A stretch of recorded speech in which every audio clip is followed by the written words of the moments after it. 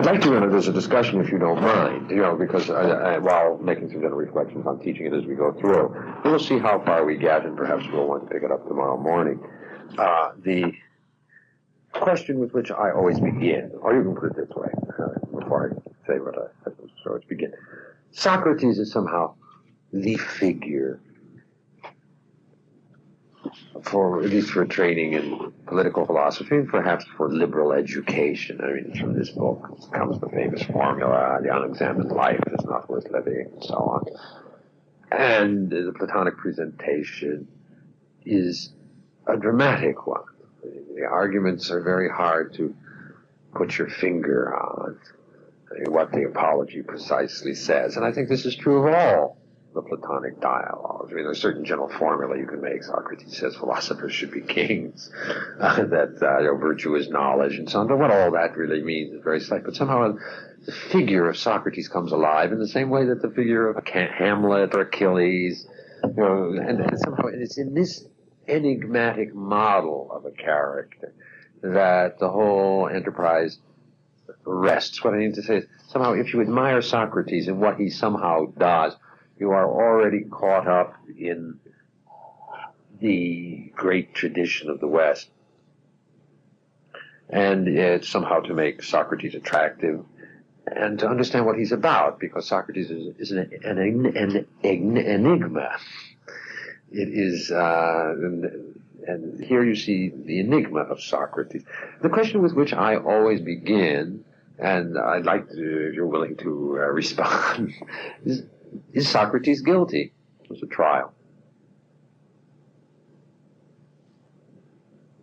Would you have voted for his acquittal, or would you have voted for his condemnation? Those are two different questions, of course.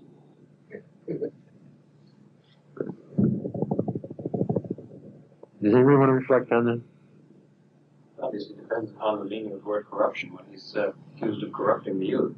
Corruption in terms of what standard? That would be part of it. Although, to give it a little bit of substance, perhaps I'm calling on a little historical knowledge, which I suspect you might have. Which students or which people were they thinking of when he said he corrupted the young? In Socrates. You see, if you notice, he gives lists of his students here, and there's some notable absences. I mean, if thinking of Critias, Alcibiades. 30 tyrants. Yeah. And Alcibiades wasn't a 30 tyrant, but who was certainly a very disruptive figure. And so, if they really are his students, which in some sense they were, then there's perhaps corruption by any standard. The second thing is whether, he would have to, the ones he does mention, Plato. But in that case, the charge would be based simply on a factual misunderstanding. The relation between Socrates and Alcibiades, say, as they're presented in the symposium, prevent us from supposing that Alcibiades is really a student of Socrates. Socrates simply didn't rub off on Alcibiades. Well, I mean, I don't want to go beyond, too far beyond the text. But when you say he didn't rub off on Alcibiades, he obviously did. I mean, Alcibiades was in love with him. People with guilty consciences behave in different ways than people with clean consciences to begin with. But the question is, how would you understand the effect that Socrates had on Alcibiades? I mean, being very, just being strictly simple-minded. Alcibiades was an ambitious, young, political man. What did Socrates teach him? And what would be the Socratic teaching? In the way you draw it from the Apology, part of it. Yeah, but in what way? I mean, what was Socrates' characteristic activity as described here? Going around making fun of the politicians. Isn't it possible that if you take an ambitious young political man and you give him the gifts of philosophic criticism, that you can turn him into a very dangerous man? Is there any evidence that happened? Well, but it would be possible. I'm not saying there's. I'm not. Well, the charge is he corrupted the youth. The charge is he corrupted the youth, and I would be inclined to think that Socrates may very well indeed have had that effect on Alcibiades, practically speaking. you must, in your own experience, have had students who sometimes turned sour and who used what you taught them to. Shame to admit, I don't know which volume it's in. Well, at least now we have the entire the corpus here. As one of my students said, some parts of the Platonic Corpus are pretty hairy.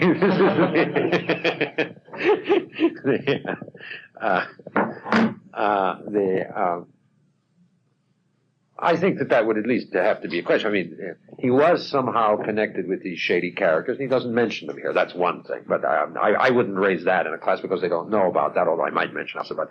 And then, of course, then there's a sense in which Plato. I mean, what was Plato's, according to Plato's own testimony, what did Plato intend to do with his life when he was young? Well, also to be involved in politics. And what did he do? He withdrew. That's a real problem from the point of view. Even, you see, there are cases of really vicious men, and then there are cases of very decent men, but the question is whether it's more important to be a citizen. I could put this in a way in which, for example, religious authors would understand. What about a man who came along and caused pious men to suspend their faith until they had answers to certain philosophic questions? And that might very well be the Socratic effect.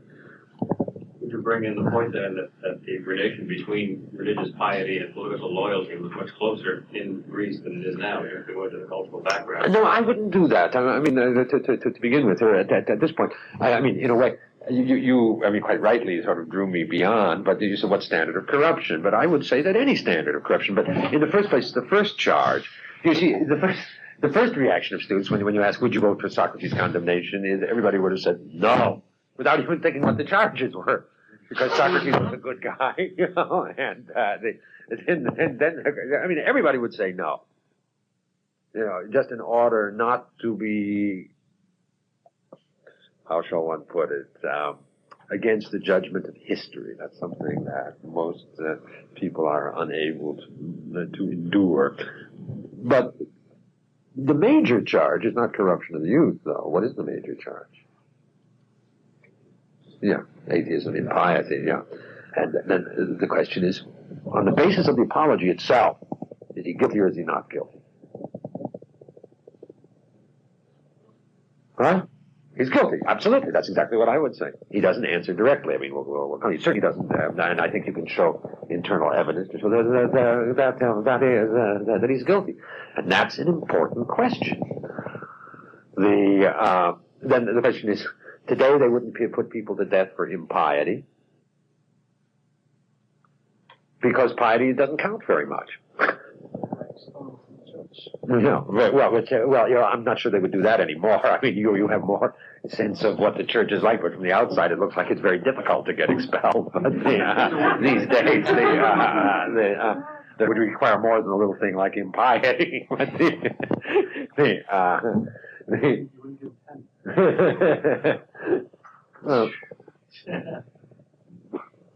I thought the fear might be that you might appear to be illiberal, so one would necessarily give him 10 years in the old days. However that might be, you see, then the question is, what would be, if he's guilty of impiety, and that would be one of the things that would emerge from the text, how important is piety?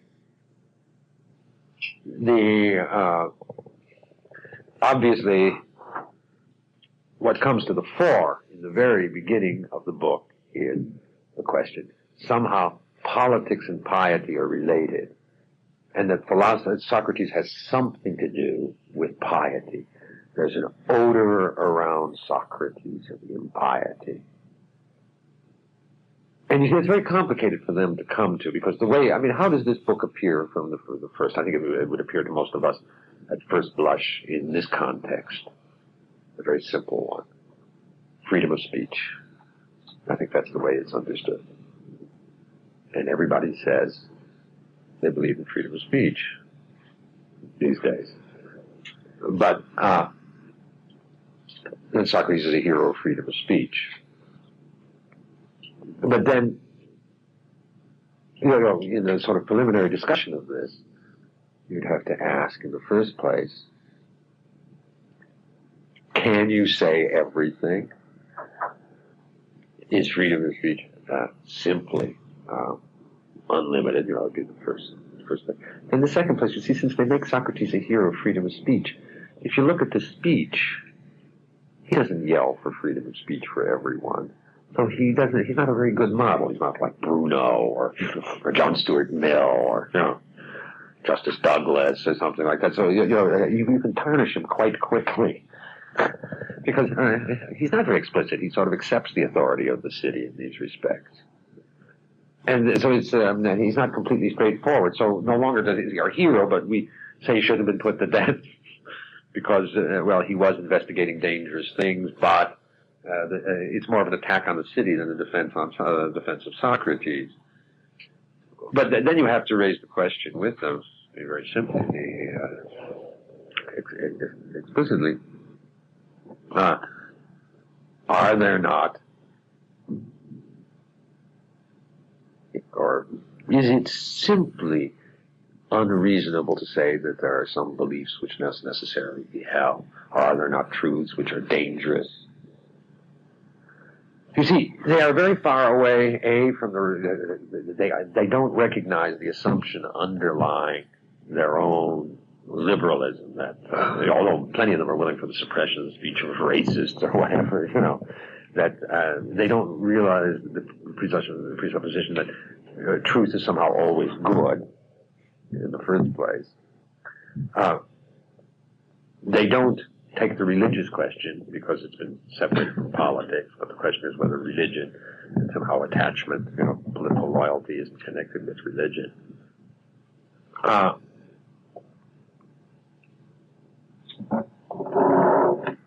Or in another respect, you put it this way, Socrates presupposes, or you can say their position presupposes, that philosophy is always good. And good for other people, good for politics. And that's very questionable, and you can see that Socrates himself does not accept that position. That Socrates realize, he doesn't say that I should be able to say anything I want, or philosophy is good in itself. What he tries to do throughout the book, what his mode of presentation, to prove that philosophy is useful for the city, that it makes men more virtuous, and so on. That he has to justify it before the tribunal of the city. And that, therefore, the issue is a complicated one, but the powerful way to begin it, he may indeed be guilty, and then you see, there are many ways from which you can begin this. It's a question of knowledge. The other is he's guilty of disobedience. Once you raise the question of if he's guilty, then shouldn't he obey the laws? Well, then they raise the question of natural law or natural right immediately from this. But then the question is, can there be a natural law or natural right which guarantees freedom of speech simply, and so on? This is that kind of issue with the beginning. I just now. Another aspect, another thing you can ask is, what was he trying to do in the Apology?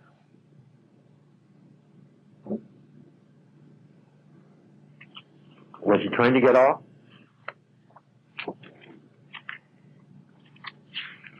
When you read the book through, you have enough of a reminiscence of it. Did he really seriously try to get off? He makes the opposite. Why does he do that?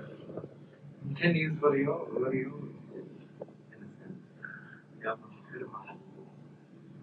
Very good. Yeah. Isn't he trying to teach by clarifying the difference between himself and his accusers? Magnifying that difference. Yeah, then that's certainly not a way to go, but isn't that a kind of suicide?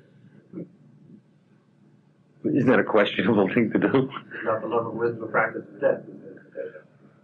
Yeah, that's true, but learning how to die doesn't mean to say that one seeks after death. Why should one insult jurors? you can say he's trying to sort of contrast. I mean, we'll see between himself and the jurors, perhaps, but or his accusers.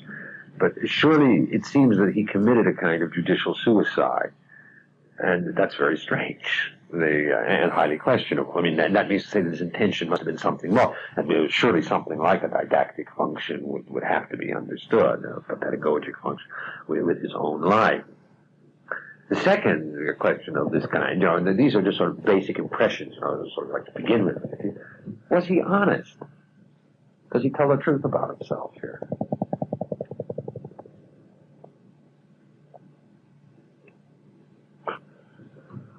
Well,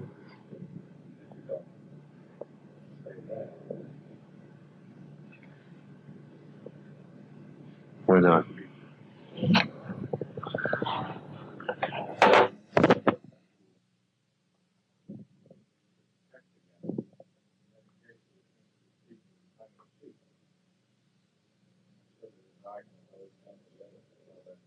And there's some contradictions, I think you can find out. That it's a pettifogging speech, I mean, as we'll see. So what does one think of dishonest? I mean, obviously, simple truth wasn't his only value.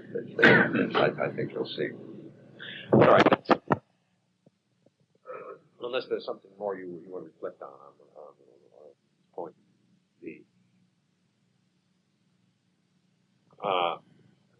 To the body of the text itself. And this is a Platonic dialogue, but it ain't a dialogue. It's a speech. it's called a dialogue. Yeah. Well, by whom is it called a dialogue? This is a conversation between the guys. Yeah, you're right. The question is, it doesn't have a dialogue form. I mean, this is this is obviously dialogue in the people's head. Right? And that he does what people do in the dialogue with the people, that's himself. Yeah, but in this case, he can't get the interlocutor to contradict himself. He can't get the interlocutor to. You remember the distinction he makes. You see, there are two kinds of rhetoric: rhetoric to an audience, men, and rhetoric of dialectic, where you goes back and forth. And the character of rhetoric of the dialogue is that you can force the man to agree on the basis of his contradictions. You can't do that in a large and that constitutes something of a problem.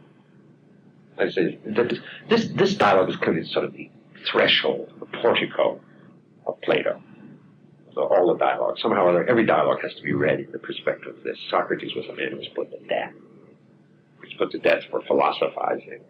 And philosophizing got him into trouble somehow with the city. And here he's talking to his accusers. And it's a speech. And this is the only dialogue that isn't a dialogue. There's no, And it shows, and if dialogue is the method of philosophy, what's the implication of that? That you can't philosophize publicly. But that means to say, thereby, that there really is a kind of conflict between ordinary politics, because politics, requires the assembly. This is an assembly of Athenians.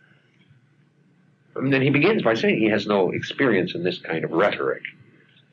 That he's a kind of failure. But it means to say that somehow what's implied here is a disproportion between the clearest philosophic reason and then it says and political reason. That's in the very form of the dialogue that it's a speech, and not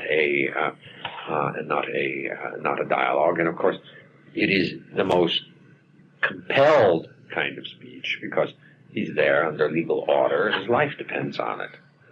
Let's say, now, we just started looking at it paragraph by paragraph. He says he's accused of being a clever speaker. And he says that's a lie. Now, does the body of the dialogue indicate that he is not a clever speaker. I mean, I would argue, of course, that it indicates he's very much a clever speaker. What it argues is that he's not a speaker in the form of ordinary judicial rhetoric.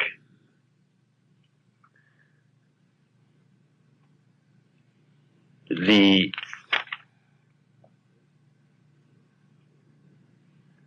See, two views of reason, that of the sophists and that of Socrates and Plato, implied in his saying, seriously, I am not a clever speaker.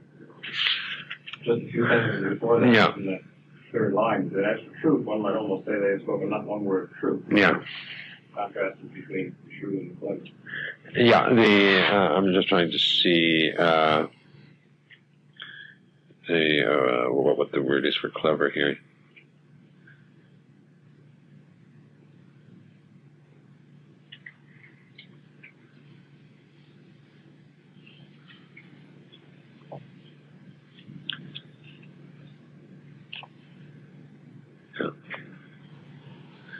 Yeah, it's Denos. You see, Socrates is clearly, you have to see all kinds of things. Socrates is clearly well known for something and somehow being a speaker, but it's a different kind of speech. Now, I wouldn't say sophist necessarily, but rhetoric somehow. I mean, I wouldn't bring in sophist. There's an awful lot of interpretation of sophist, which I think is overdone, and I would only, I would see that in its particular context, which is indeed raised here. Which I think is the dangerous and most pervasive charge. One can't do that very immediately, but there is something fishy about philosophy, and understandably, because in a way, if nature is divine. And also, under the earth, somehow divine. You see, under the earth has to do with the punishments and rewards connected with justice. The heavens are where the gods are. There's something questionable about that activity. You see, and he begins by pointing, this is the reason why we'll deal with the clouds tomorrow, at page 19, saying it's Aristophanes who has this prejudice. Aristophanes presented a play. Somehow the poet Aristophanes gave him this reputation. Now, the first thing one has to ask is this: who are the people who believe in the old charges? He says he's accused by the old charges. Who are the people who believe by the old charges? I mean, on the basis of this kind of argument, who are they? Not only everybody, he says, in town says them. So it means to say the judges too. So his case is lost before he begins. I mean, this is also a subtle way of attacking his jurors. Everybody believes it, but Aristophanes gave voice to it. So you say you can't get a fair trial without a change of venue. Yeah, that's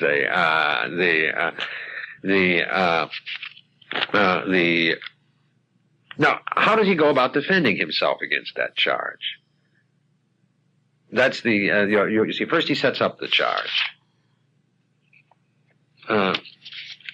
which, as I was saying, it's a very curious mode of procedure. It's a little like, you were accused of wife beating, and you say, well, but first I want to clear up all these charges about incest, and that can't be handled until I do that. Yeah, and then you raise the whole charge, and they can go through it, and and then he goes about. And what are his techniques?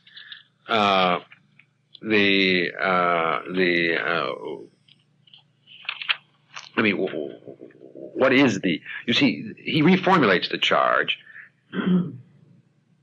at 19b, where it becomes Socrates does injustice and, is a mischief maker, seeking the thing. You see, now he adds something more, injustice. Justice is somehow connected with this.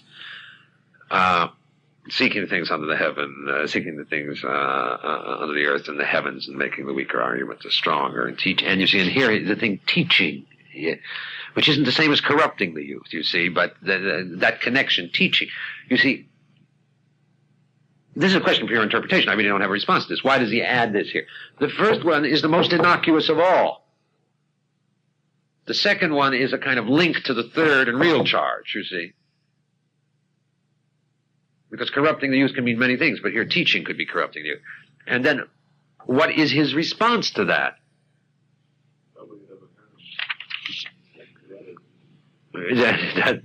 That's one of them, yeah. Which doesn't prove a thing. Because, well, I mean, there are lots of reasons who would say that because maybe they wouldn't tell, yeah. But then the second one, which is really beautiful, is, who am I over against these wonderful? I didn't take money. There are these famous teachers who take money. I'm not a sophist. You see, and he raises the issue of sophists, which he treats obviously rather lightly. He doesn't talk about real philosophers. He says, I never took money. Well, that's not a proof. Of not being a teacher. And then in the second place, if you read a little bit further on in the dialogue, he doesn't quite accept money, but his companions offer him money to pay a fine. And you see, you have to ask this question about Socrates. You know, he talks about his terrible poverty here, his devoting his whole life to his quest and so on. How did he make a living?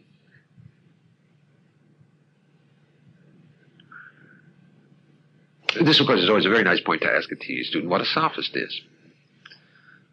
You know, and they have all kinds of clever responses, and the simple answer is, and I think still a true one, somebody who teaches for pay.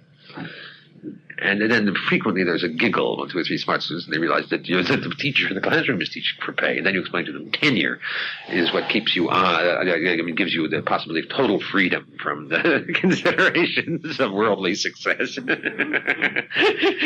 And makes you just like Socrates without having to exercise the same moral virtues. Yeah.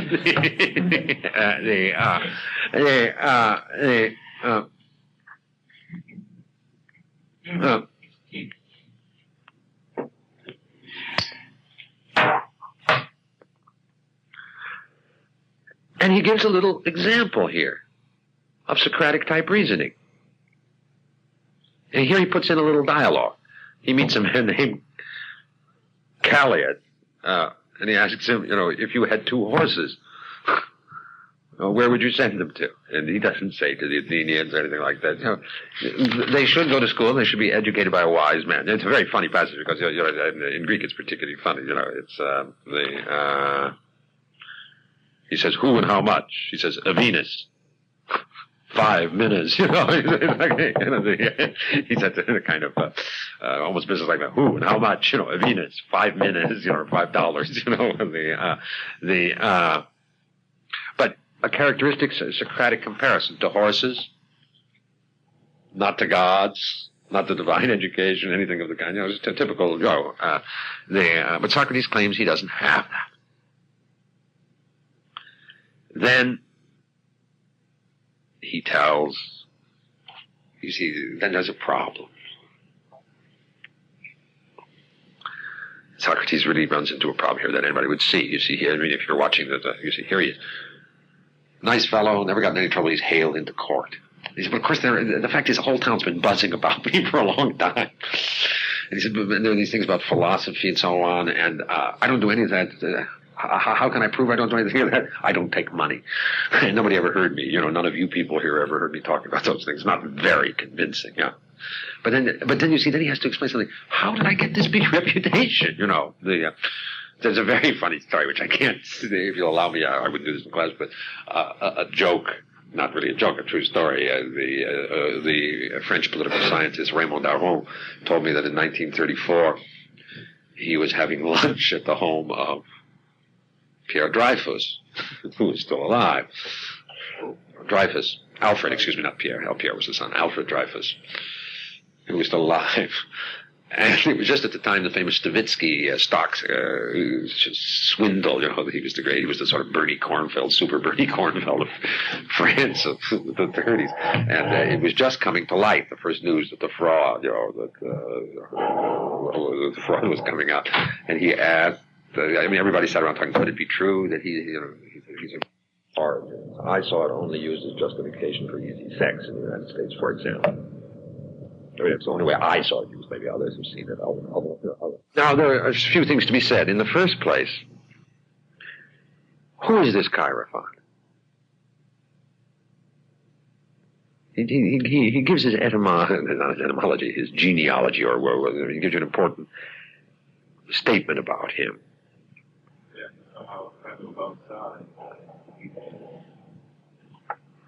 Well, he was an opponent, he says, of the 30. He was the Democratic Party. I mean, this is a nice political thing. He takes as his man, he refers to not the Alcibiades or the Critics, but the enemy of Critics, yeah.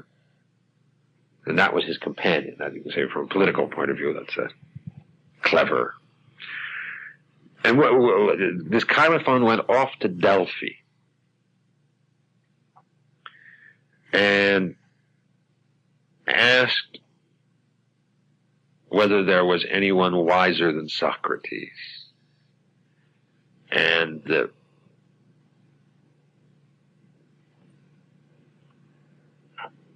the Delphic Oracle said no, which was a very, very important thing to do.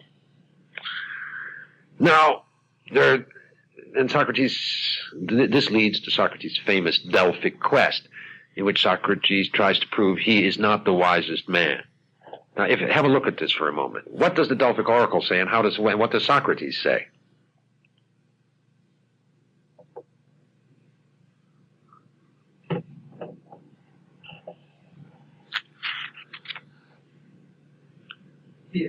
The Delphic Oracle says that there's no one wiser, and Socrates puts the thing of, am I even wise? Well, no, but he goes further, but he's ended up by saying he is the wisest man.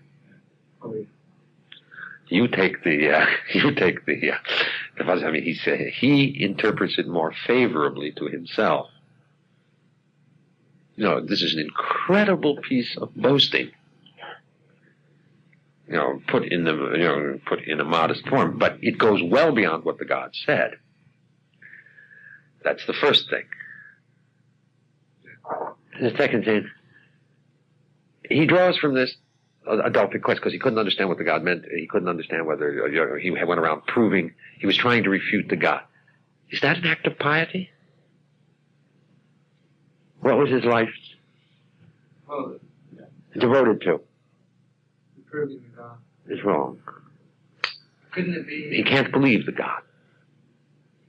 Couldn't it be understood as a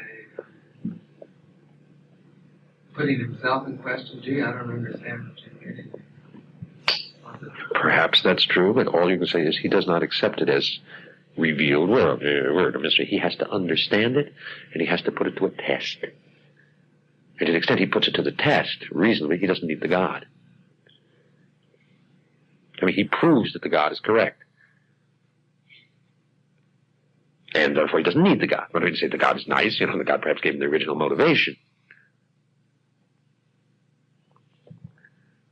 But the God isn't necessary since he demonstrates it by reason, which is what he does. He makes himself independent of the God. Thought of it more in terms of since the background of the accusation was that he was a pious atheist. This is part of the motif of calling into question. Well, what do you mean by real piety? Oh, look! I mean, there's no question. I mean, look! I mean, let's take it both ways. I mean, very, very clear. I mean, you say he turns immediately to piety. Yeah. What he does is God-given. He attaches it to God. So, a very pious thing to do. But then if you look closely, the first thing, he changes what the God says to make himself greater than what the God said. Secondly, he tries to refute the God. He even uses that. He isn't able to, but becomes independent of the God. His reason can corroborate the God. He'll only believe the God if it fits his reason. And his reason is sufficient. I mean, there's no mystery. He doesn't have to accept the God's commandment, or he has an instrument for deciding on whether the God is right or wrong. So you can say, in the very act of declaring his piety, he at least renders that piety questionable. That's all I'd say. Both things are there. Do you see what I mean? Yeah, I do. I understand that. Well, I think you'll see that the text Let me. Oh, I'm willing to go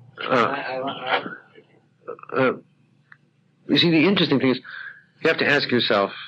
There are two or three questions to ask yourself in this. You see, this famous Delphic quest, this is what Socrates is known for, the folks think, sent by the Delphic god. The first thing is, what was it that caused Chaerephon to go and ask the god at Delphi whether anybody was wiser than Socrates? You've got to ask that question. You understand the reason why.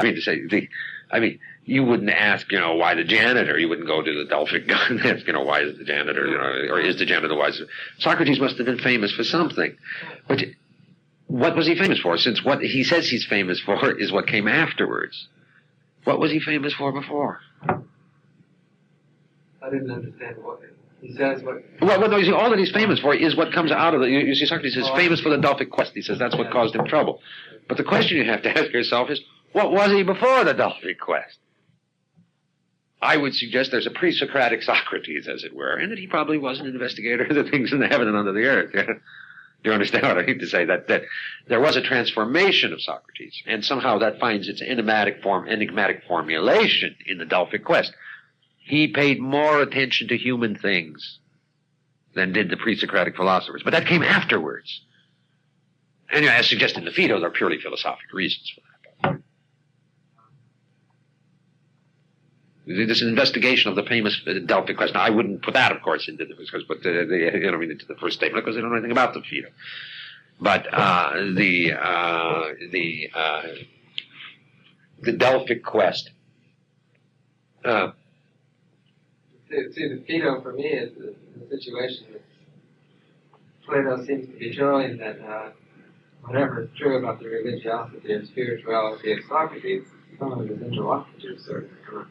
Yeah, well, without going into the it's just in that statement he explains in perfectly reasonable terms why he turned to the human things, because the pre-Socratic philosophers could not make the distinction between cause and condition, that they were unable, that they were necessarily reductionist, or that kind of thing. You see, so there was a Socratic turn to the human things. Here he doesn't talk about the turn; he talks about his concentration on the human things as a result of the Delphic quest, which is a kind of moral religious quest. You see, but in the very formulation of that moral religious quest, it's called into question. So it's obviously, maybe it's true, but it also has a very great rhetorical function within the context here. You see, Socrates is throwing up an extraordinary smokescreen here, with the way in which he sets up this charge. It then allows himself to become the Delphic figure, and then, of course, he becomes a divine object. Yep. And so it's no longer the atheist against the piety of the city; it's the impiety of the city against the divine gift, and it's an extraordinary rhetorical tour de force.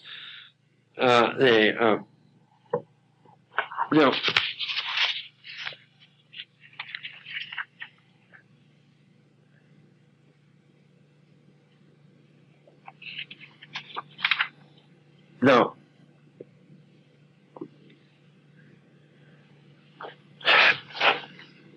He makes this formula. We'll find that he discovers that he's wise.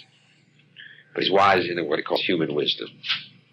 Which means he knows that other men are not wise, and other men think they're wise. Now you have to start giving that some kind of content. Students are going to think, they think, I'm ignorant. That makes them wiser than everybody. And that's obviously idiotic. But what you have to explain, in some sense you have to explain, there's a little difference. When my grandmother used to say, everything is relative, and Einstein said everything is relative.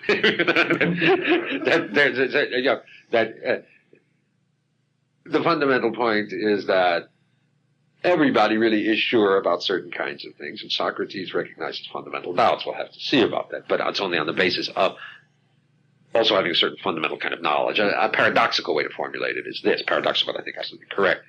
Socrates has to have learned what knowledge is.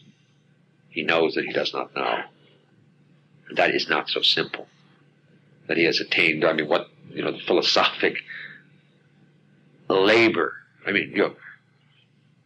A simple skepticism would be easy. You say, I don't know whether I know, maybe I don't know. But to know that you don't know means to say that you have knowledge So that implied in this is a standard of knowledge, which has something to do, obviously, with this question of how does he go about doing this? He starts talking to people. He takes their opinions seriously. And their opinions are contradictory, and when they're contradictory, that proves they don't know. Something like the exercise, of the principle of contradiction.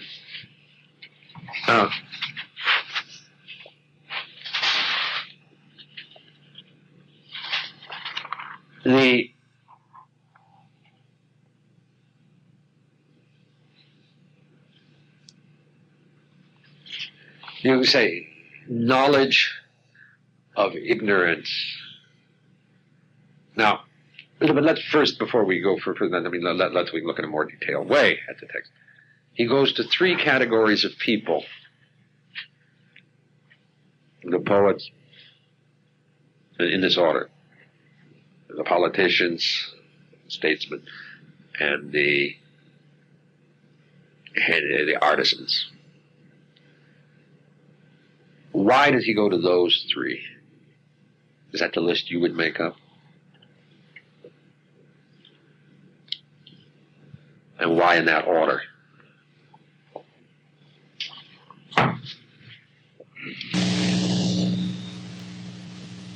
People like Homer. Yeah, where do we know about the whole from? The amazing thing is know about the whole. Everybody knows about the whole. Everybody has issue with the whole. No matter how primitive the society. And it's in myths sometimes. And that's where it always begins. You know what the wind and the rains mean, and the lightning, what a cow should take it, various things in the world. And that's from authoritative, very primitive society, oral stories, and written things. Poets are ones who know the whole. So they know particularly the story about the gods. I think poet would have to be half Homer and Bible, because they kind of really, if we understand this parallel. So if he proves that the poets don't know anything, what's the larger implication of that? Is to say, already in a built, that we have the kind of skepticism is emerging, or kind of radical critique, that we have a guide, we have a worldview, but that worldview is based on no principles of knowledge. And that's a very, very radical position. We'll have to think about by what right he does that. In a way, that's a sort of pure rationalism, but the problem of it in the political context isn't clearly here. And the question, can you find any substitutes for that, since men have to have a rise and have to have orientation? You can say this is what Nietzsche and Socrates did. He destroyed the gentleman's vision. He is an activity of horizon destroy. The second, why the politicians next? They have a reputation for this. Some of the people who might know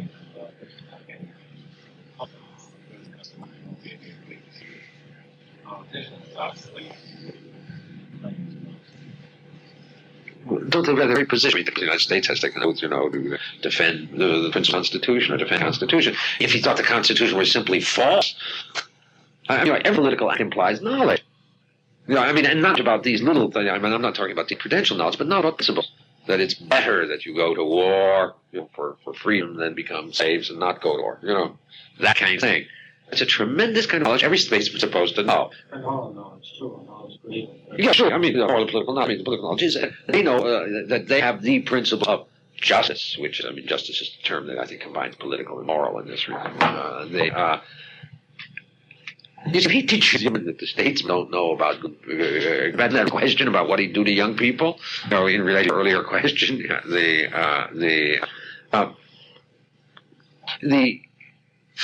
you see, and it is simply the fact that statesmen could not be statesmen if they know these things, but no statesman has to know them himself, and they're not accessible such things.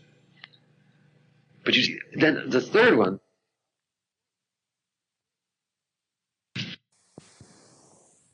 scientific world. Here you see, in a way, philosophy of Socrates represents the philosopher who, confronting the pre-philosophic world, and the consequences of that relationship are what is developed here.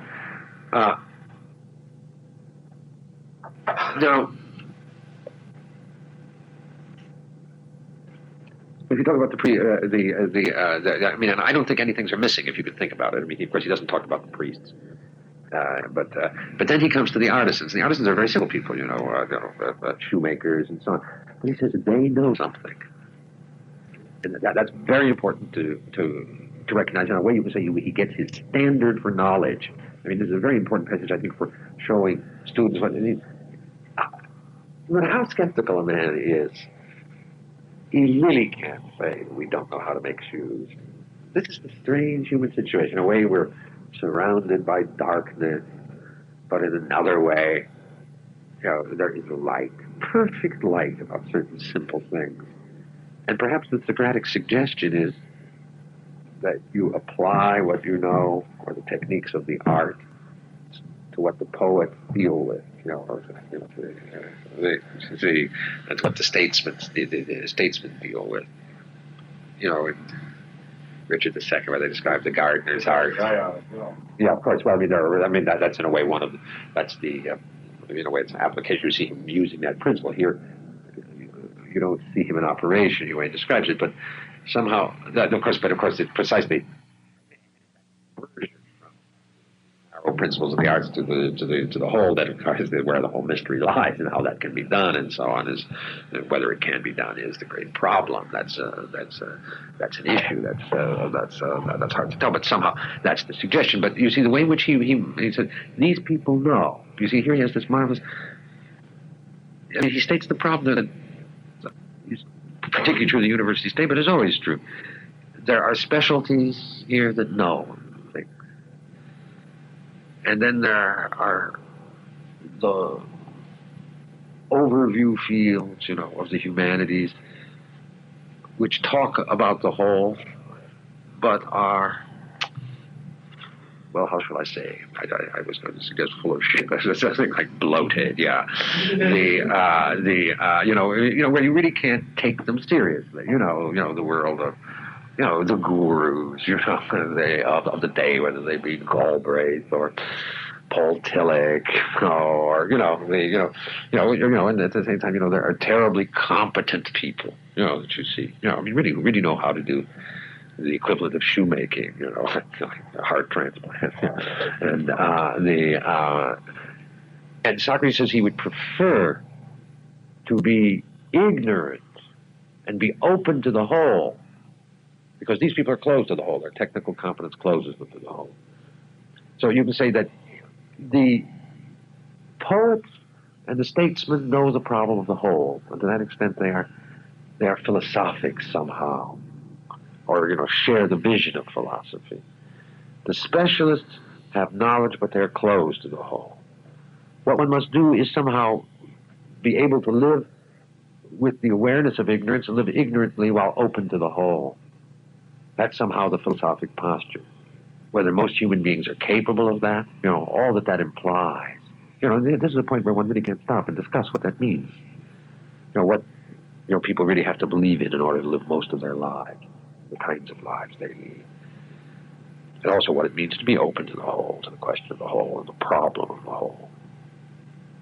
And what Socrates implies here, A, is he has a standard of knowledge, hence knows what knowledge is, but also knows that the whole is still a problem, and not an answer.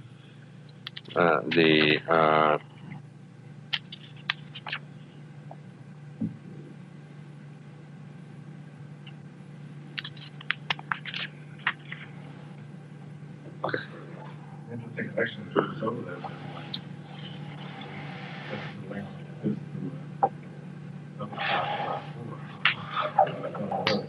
He quotes this passage, with misquotes it, intentionally. He thought the politicians would change it rather than yeah. This is when you read the first discourse, but I mean the Socratic figure, of course, just occurs every place, and there's no question that Socrates is the fountainhead for everybody. I mean, everybody is either agreeing with him or disagreeing with him, and to the extent they don't explicitly disagree with him, they're agreeing with him. I mean, he's the clear founder of political philosophy, surely, and somehow philosophy as we know it. And you could say he as a figure, he states the problem of philosophy, or expresses the problem of philosophy. Now, if you take a look at 23c in relation to the question of the corruption of the youth, he says, in addition to these things, the young men who have the most leisure, the sons of the richest men, accompany me with their own accord, taking pleasure in listening to me refuting human beings, and themselves many times imitate me and attempt to investigate others. He says in another moment, it is not unpleasant to see others being refuted. There's a certain comedy. You see, I don't know what one thinks about leading children around and taking to the most respectable authorities of the society and causing them to laugh at them. And there's no indication that Socrates distinguished who these boys were and what kind of effect this ultimately would have on them.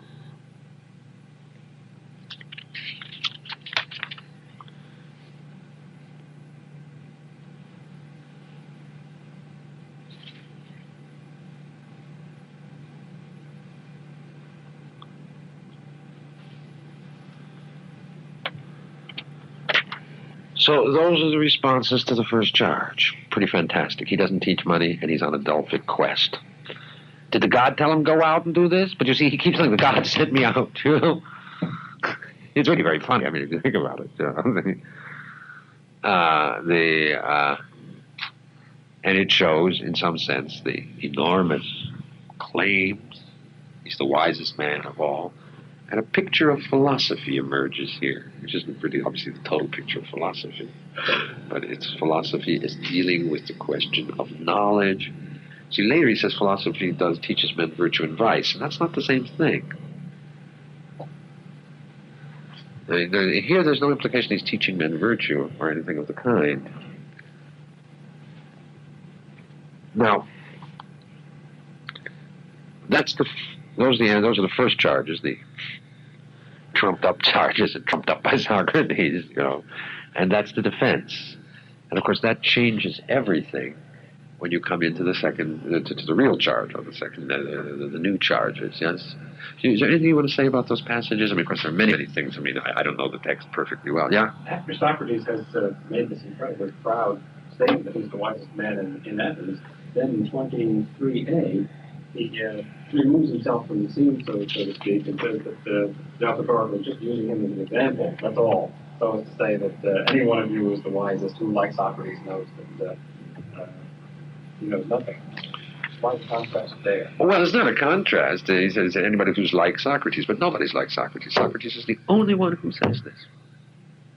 But anybody can be like me. You can say that's the characteristic of the Socratic rationalism. It's universal and so on. But there's no question. I mean, look, everything. This is terribly modest. My wisdom is nothing. I know nothing, and that makes me wiser than anyone alive. Yeah.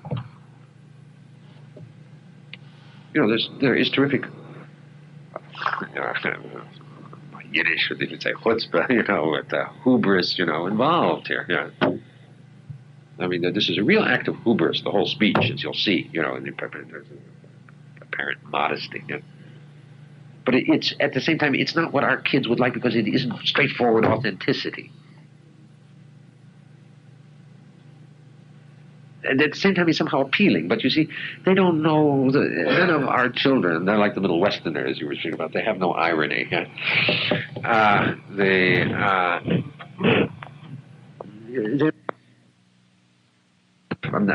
have fun to treat them with irony. I remember I said to Frances Perkins once, when she introduced me to Farley, I said, the most striking thing about Farley is that he, I said, is how, let me see, how straightforward he is. And she said, oh no. The most striking thing is how easy it is to convince him you're being straightforward with him.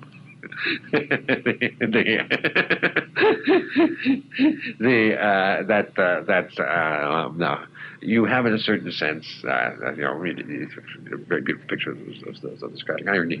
Is there anything you want to say about those passages of the Apology that we just did?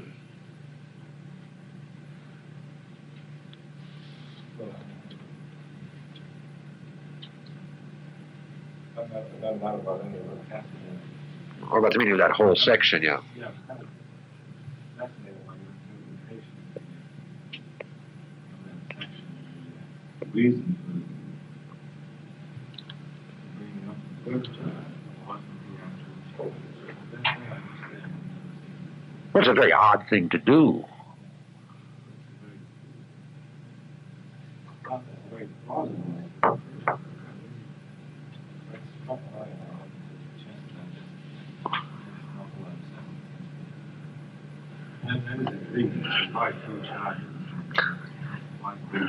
Well, there's no question that this allows for the occasion to present philosophy in a way to raise the problem of philosophy, and to raise the problem of philosophy in relationship to the question of piety. Yeah. Last question. Sure. Just to go to the question. What sort of reaction do you get from the students, when you want to press it this far, detail the English text? Are they willing to follow it, or? Well, I'd have to move more slowly. I count on more experience, on your part. But frequently, I confuse them too much. So then I just have to simplify it, which one can. You have to raise this question. They do get intrigued by the book simply. I ask, you just read this book. You said, what kind of a defendant? You got to learn to read it as though it was a drama. Act as though you were a juror or prosecuting attorney. You have to understand this. And then he brings up this first charge. What does he do it for? And then some of the details of it. Of course, the characteristic of all Platonic dialogues is there. So many circles within circles, in a way that the Aristotelian books aren't. In one sense, they're very attractive, but they're also extremely confusing. And so I have varying success with the apology. To a certain extent, partly because I know it better, but also because I can complete it in a different kind of way. The Republic, although in a way, the apology is the beginning point for the whole Socratic enterprise. And it's a very good book to begin with, but you just have to get practice in cutting it off at some point. But I think they can get terribly intrigued just by the by the cleverness of this, and how did he do this? The whole Delphic story. And then, what's he telling this fantastic thing for? And then you see, and then they're so surprised because they have seen a kind of boring civil liberties thing in this. They're all for it, but they're bored to death. Ho hum. That's what it is. Good old Socrates put to death by the nasty Athenian people, and we wouldn't be so prejudiced. Yeah. That's very simply, they make it a praise themselves, and then all of a sudden, they realize, he might be guilty, and he's very, very clever, and some of them get morally shocked because Socrates seems to be playing around in a way you don't play around with, and that's very interesting too. It's a variety, and you can get a variety of responses if you can once focus them. And with a group of 20, you can do that. If you're willing to spend several days, you have to go somewhat more slowly than I am going, obviously. Yeah. To add to Tom's pedagogical question, do you find that when you use this method of careful exposition, students tend to bifurcate into two groups: those who are patient enough to follow you and are really intrigued, and those who aren't and simply turn off? Not quite, no. That's a hard question, and I suppose there are an awful lot of students that turn off, but since this is kind of interesting stuff, even if it doesn't, there's a certain desire, to get with it a little bit. You see, particularly when it starts tying into the second and third book, you see there are larger principles that emerge out of these details.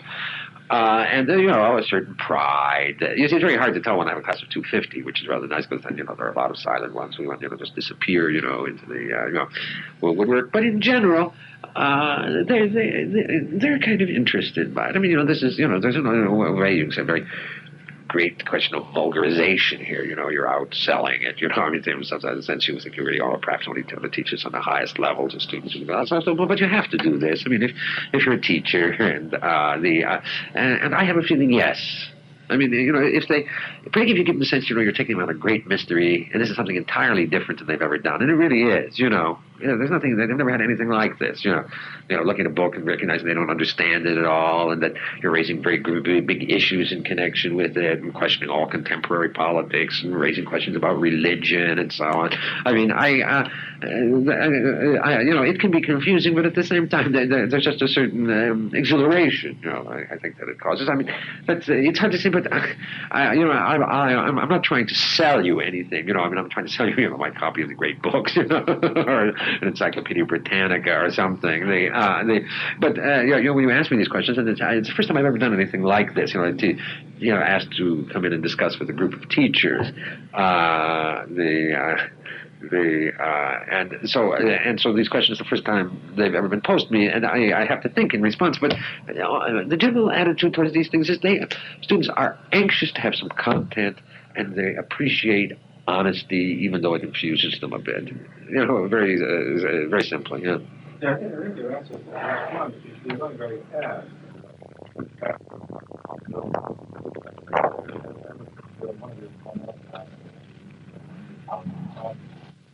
This is the next section. And it went excruciatingly slowly. 2 hour session. Was that in that little group, the little seminar? Yeah, and Joel Schwartz, they're both at Harvard now. Yeah. You would ask, you would ask, they were supposed to have read that section of the text, and you would ask them what was in there, what it said. And some of them know to answer, and others would give a very inadequate answer. And you would sort of summarize. Did I give them hell for that? Yes, I think so.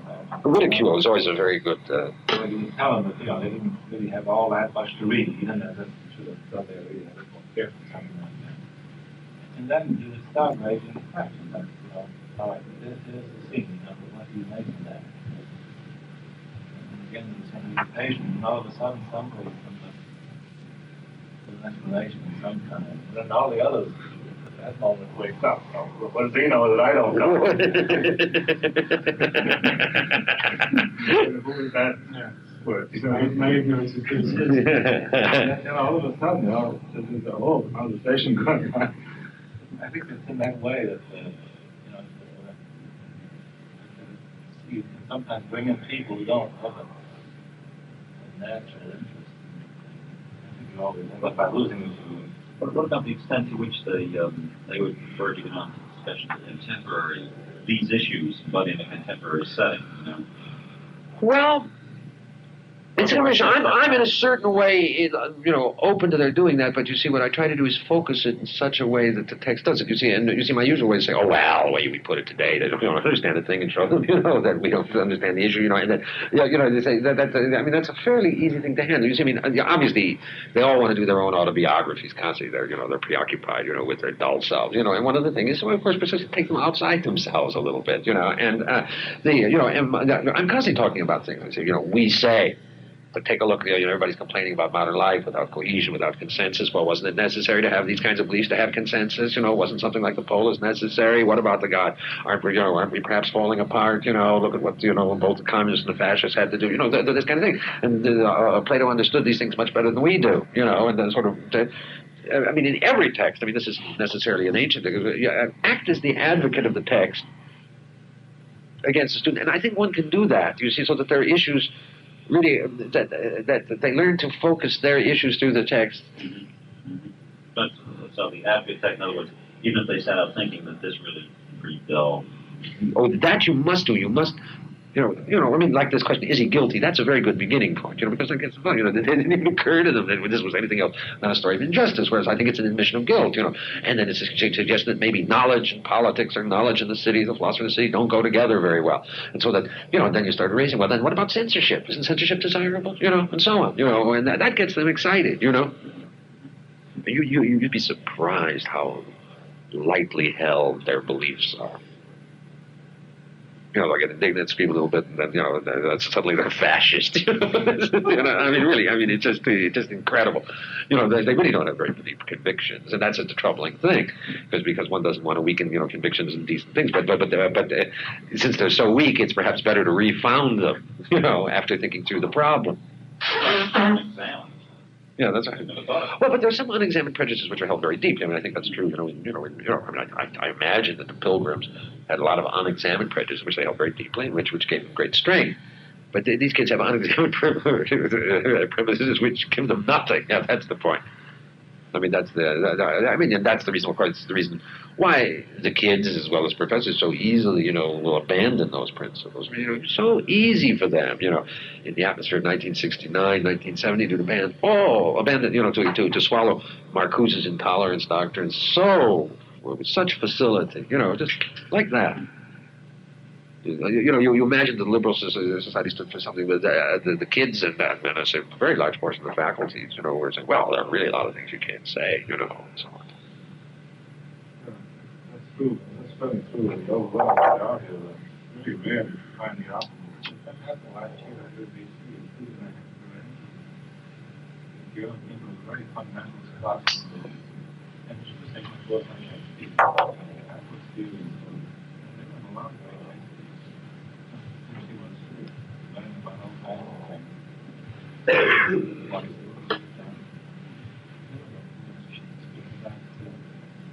Listen to it. Well, even more. Say to give you a description of one of the most moving, or not moving, but yes, moving and profound and interesting academic experience I ever had. That class you visited was 1968-69. It was that seminar I was teaching in this Greek civilization program. I remember now, I'm fairly certain. When the Cornell blow-up occurred, these were ordinary kids. And practically all the students went on the side of the gun-carrying student, blacks, because there was nothing else, nothing to stand against it. But practically all of these kids, with a couple of exceptions, had a real distance on it, because they were reading the Republic.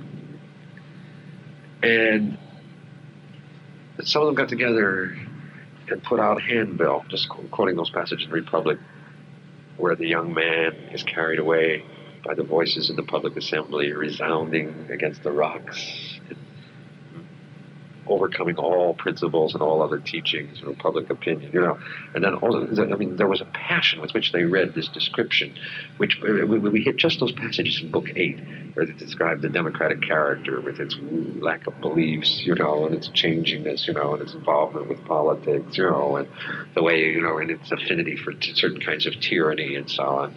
And believe me, those kids were really living that book at that moment. I mean, it was, they were living that book in relation to life, and it gave them, in one sense, just the difference. I continued teaching. Most of my colleagues, and I quite rightly stopped teaching, but this was such a small group, and it was so specially connected, I just didn't want to drop it, so I did it in a kind of secret way. Most of my good colleagues, went on some teacher's strike during the gun situation. And it was one of the most impressive experiences, because there was no doubt that in one way the book gave direct criticism of what was going on, but at the same time they also saw that this was what a university was about. What was going on out there wasn't what a university was about, and that in some sense a kind of intransigence about living together, having this common experience against the issues that seem most important: war, poverty, racism. Until the bombs hit you, it's worthwhile going on like this. And it had been a real experience, in a kind of moral education, in a way of life connected with the book. I mean, I think that was probably in a way the most telling, experience I ever had of that kind. I mean, it couldn't have been better, all right, shall we go on, or do you want to, I don't know what time people want to go to. I'm perfectly willing to go on for another half hour, but the question is, do you, I thought somebody had to go or something like this. Was this, no? Oh, that's fine.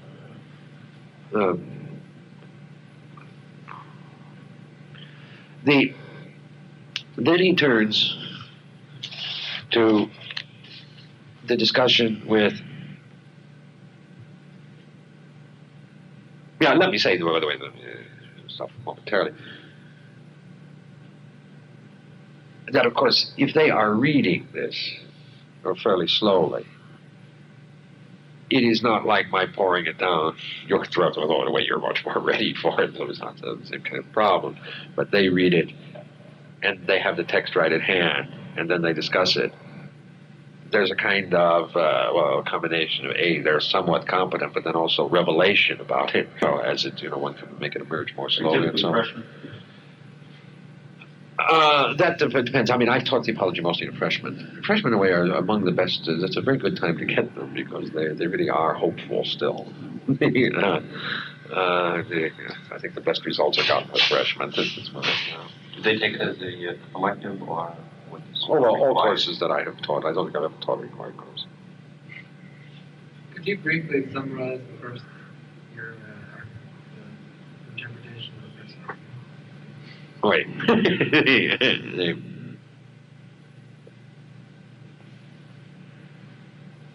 In other words, let me say, I'll ask it.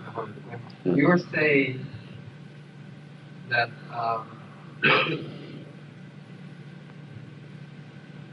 that when you read this, what you say is that Socrates very cleverly fabricates a beginning before the beginning, and there are reasons for this fabrication. And then, as you analyze the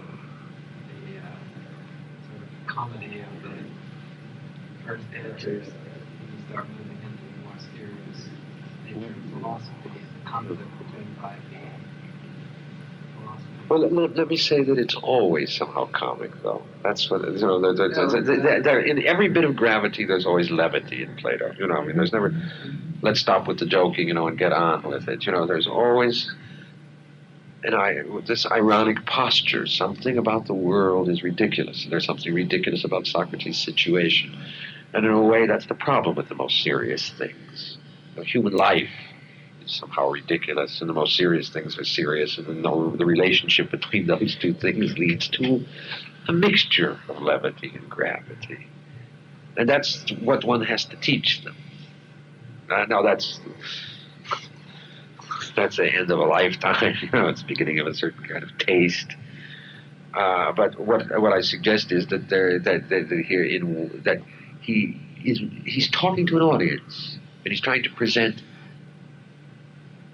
a picture of himself to that audience. In some sense, he's confusing that audience, but in another sense, he is expanding both the charges against himself and his own personality beyond the limits which this very simple man. How are these men to understand philosophy? I mean, how do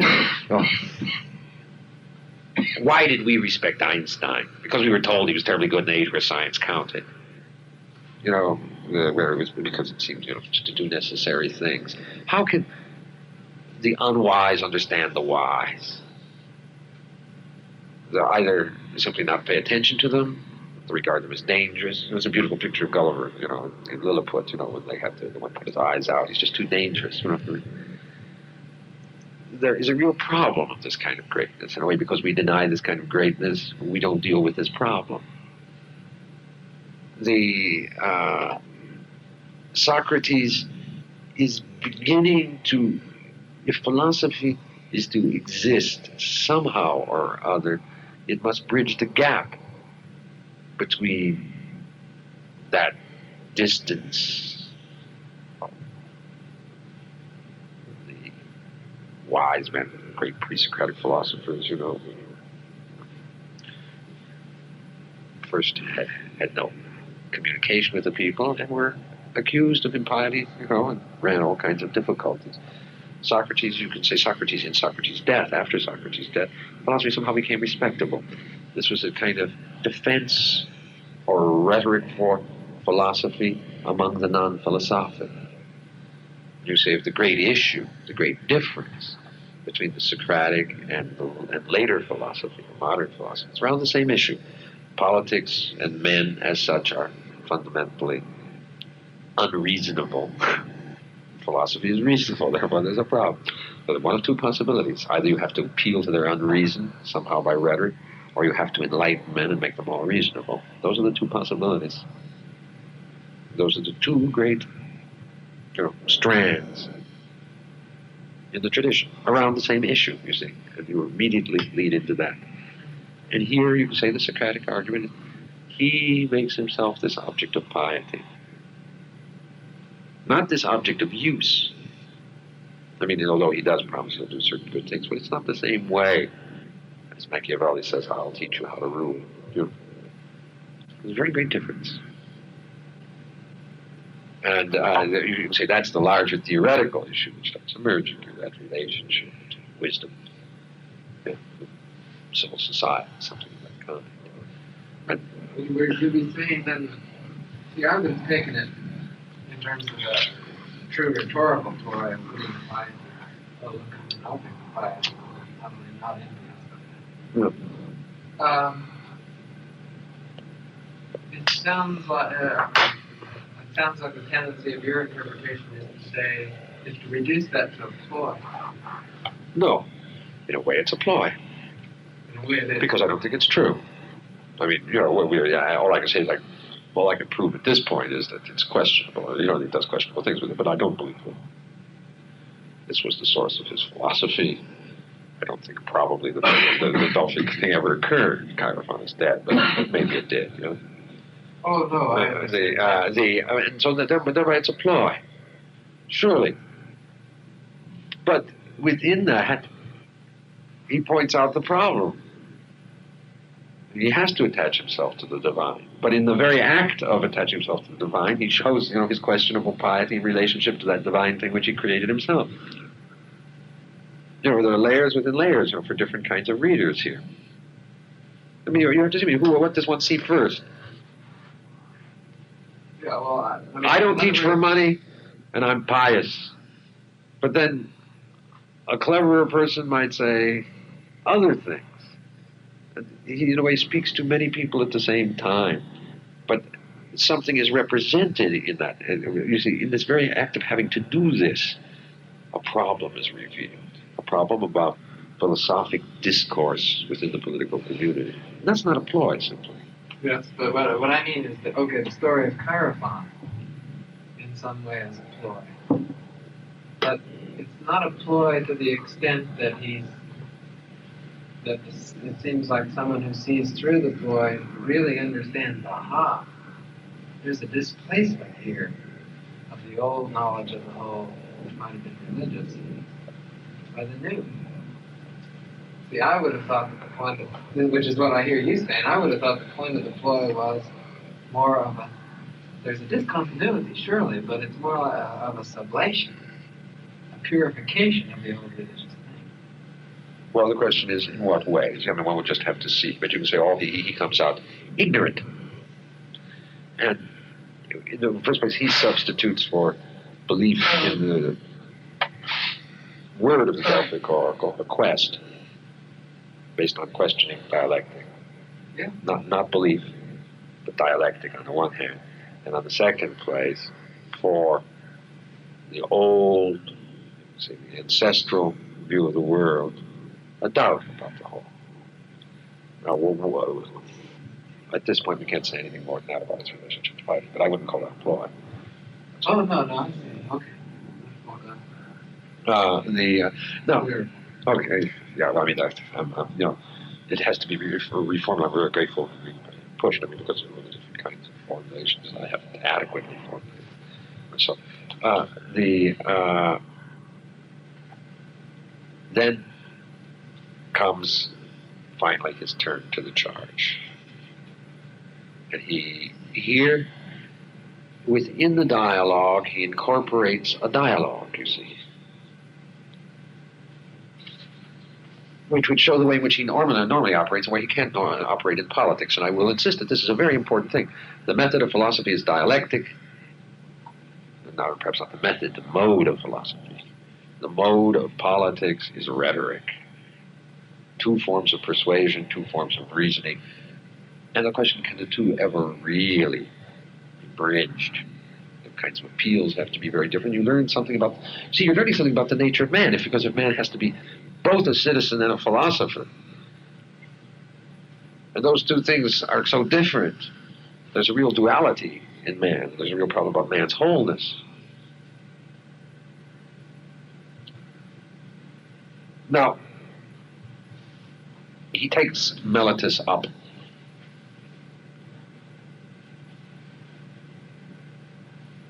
And he has a dialogue. You'll see the character of the dialogue, which is very interesting.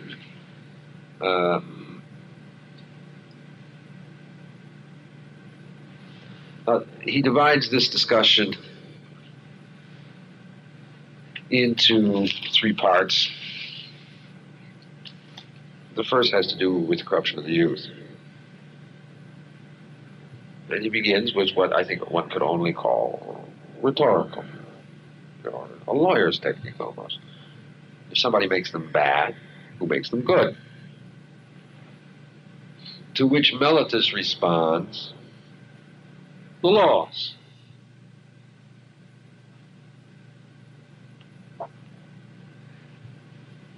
And that isn't accepted by Socrates. And what men? So because if you know a man who makes them bad, you must know a man who makes them good. That's not necessarily the case. You see, but Meletus speaks as the citizen. Every citizen has to believe it. We live in an age, I'm afraid, too much infected by easy disagreement of conscience, easy civil disobedience. But we really have to live by the laws.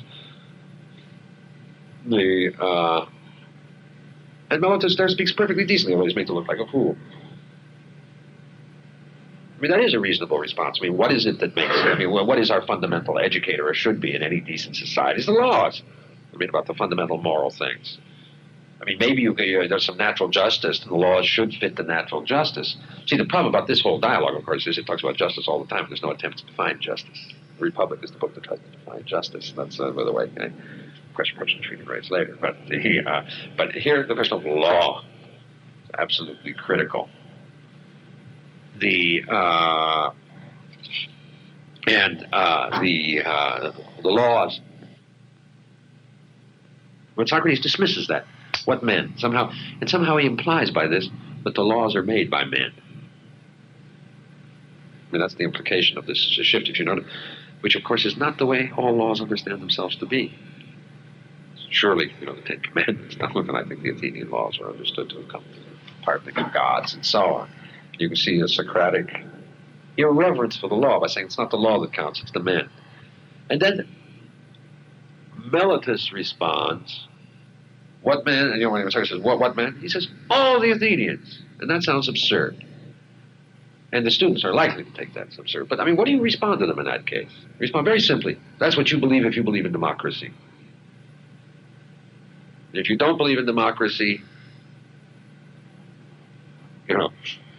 or if you don't believe in this, you don't believe in democracy. Because everybody says you have to follow the people's wishes. I mean, today when they make radical criticisms, they don't say that the people are unjust or the popular will is unjust, which men would have said in the past. Today they say we didn't get a democratic expression of opinion. The real people didn't speak. I mean, isn't that what they always say? Isn't that what the left says? Isn't that what Father Berrigan says? Now,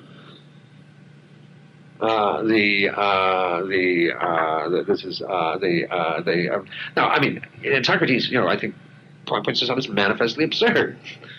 He says, I alone corrupt them and everybody else makes them good, but this is the...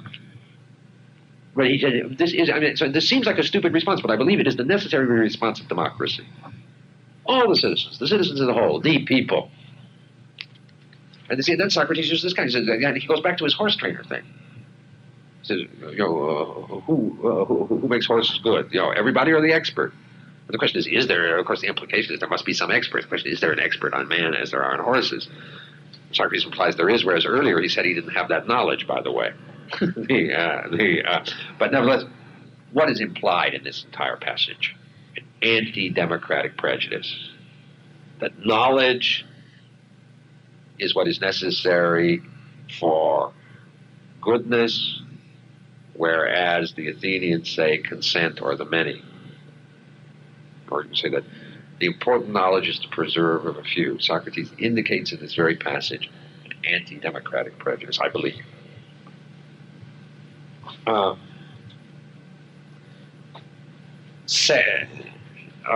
That's the first place, and that is not a response to whether he corrupts the youth. He doesn't let him discuss whether he corrupts the youth. In what way he corrupts the youth. Yeah. The second is, he says, nobody voluntarily wants to have bad men around him. Therefore, if I do it, if I do it I do it involuntarily. Therefore, I can't be convicted for it. What's the problem with that argument?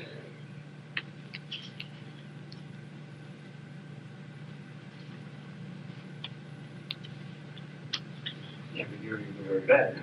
What? The ambiguity of the word bad. Bad for Socrates' immediate self-interest, or bad for the state. Yeah, absolutely. Or perhaps, there might be good men who are not good citizens. That's, you see, of course he doesn't define it all. That's, that's something you see that they ought to be able to develop for themselves. But in the second place, what would this imply? If you look at this argument for a moment, He says nobody wants to have bad men around. Therefore, because you can get hurt. Therefore, anybody who corrupts people must be doing it involuntarily. What's the reason? What does that mean for the legal system? But there's no such. Nobody could actually go to it. Yeah, no, yeah, absolutely. Well, this is. I mean, we're coming to that. My latest suggestion, my most recent piece of wisdom is, or my political suggestion is no fault murder, which is, which I think is going to be the next thing will solve all the problems. And we're coming closer and closer to that.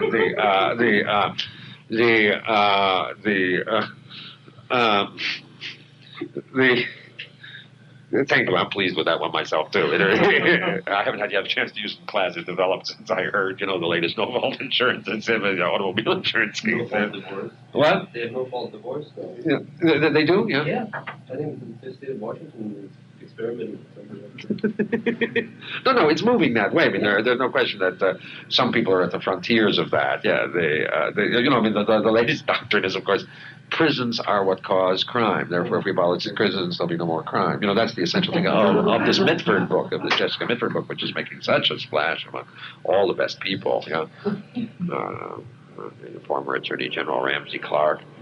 Well, but this is almost a mirror image of Nixon's defense that I'm responsible, but I'm not guilty. These men, men I had about me were evil, then I take the responsibility, but not the blame. But here he says he's irresponsible. No. The only reason why they will maintain prisons, the left, is in order to incarcerate members of Nixon's administration. We're the only people who can be responsible for any crime, I believe. No, I think it's argument. No, it's not. No, because he says he takes responsibility, where Socrates says he wouldn't be responsible. Nobody says no man willingly has bad men about him, so therefore he can be held responsible. Piety by fear of the gods, moral indignation, pious indignation. And Socrates was the only one who didn't share it. Isn't that interesting? And what is Socrates being put to death for? The same thing. In a way, you can say he doesn't go out and get the dead. He's not as afraid of the gods as the others are. Very simply. Or you can say that he would set reason against the gods in this case. That he probably would have been willing to put the men to death if they hadn't, if they had just left them. But there was a storm. So it was an unreasonable demand put by the gods. But of course, gods sometimes ask for unreasonable sacrifices. That's the whole point. It would require the sacrifice of the intellect. And Socrates is unwilling to make that. But you can say the people as a whole, the city as a whole, represents that kind of piety, however one wants to understand it.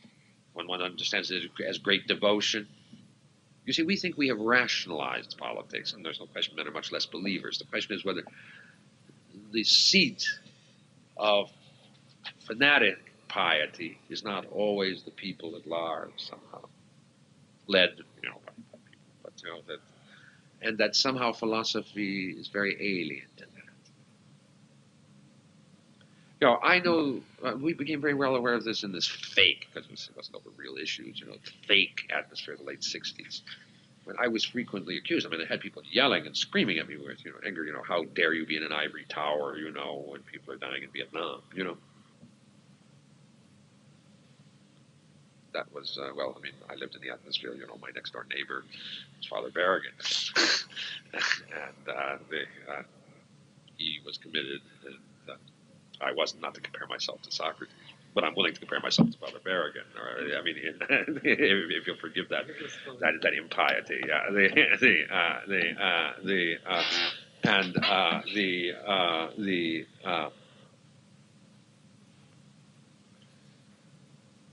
Somehow, you have to face it. This is the way of philosophy, and some people don't like it. It's ugly. To the committed, to the indignant, and so on. From another point of view, it may be more decent. You can say, but that must be faced. A certain coldness, perhaps a coldness that restrains. In this case, it was a terrible thing they did. But Socrates does not sympathize with the piety or the indignation of the many. And so this is, you see that this apparently innocuous example,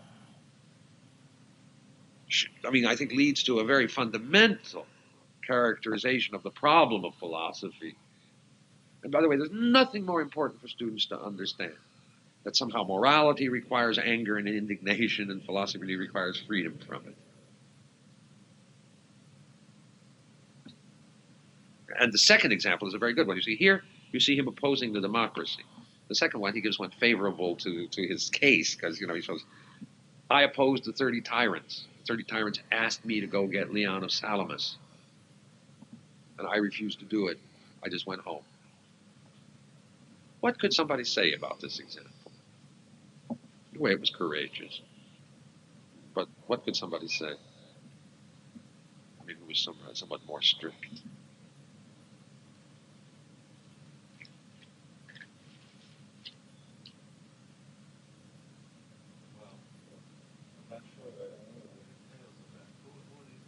Well, yeah, the 30 tyrants ordered him to go. They like to involve people in their, as usual. It was somewhat more strict.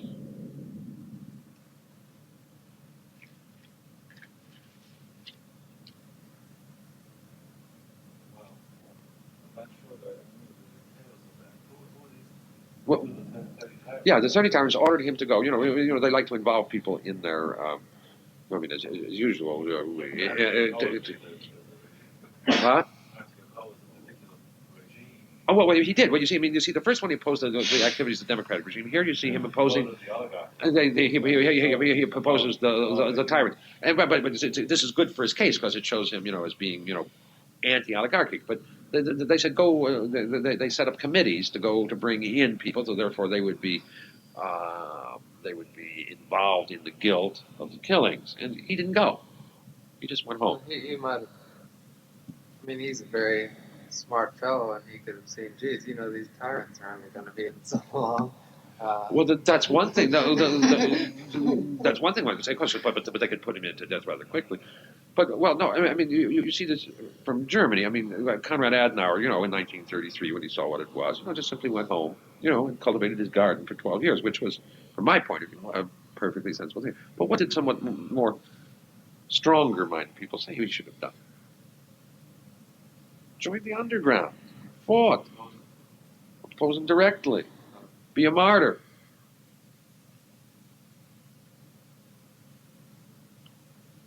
And that Socrates doesn't do. There's a kind of, you see what I'm indicating, is a kind of coldness and indifference. I mean, he won't get involved. There's a kind of, just to save his skin or something like that, kind of, dignity, so on. But he has no taste for martyrdom, although he's allowing himself here to appear to be a martyr. I mean, very simply, if one wants the teaching of philosophy, he becomes the martyr to philosophy. But unlike real martyrs, it's an ironical martyrdom. The death of Socrates and the beautiful picture of that death makes philosophy respectable. But it's not so hard, as he says in Xenophon's apology. When you're 70, your powers are about to go decline, and so on. Nice death by hemlock. If you're sensible, the real question would be, would he have done it if he were 35? Would he have done the same thing? My answer on the basis of the apology, and if you also add it to the Credo, which we have to discuss, is no.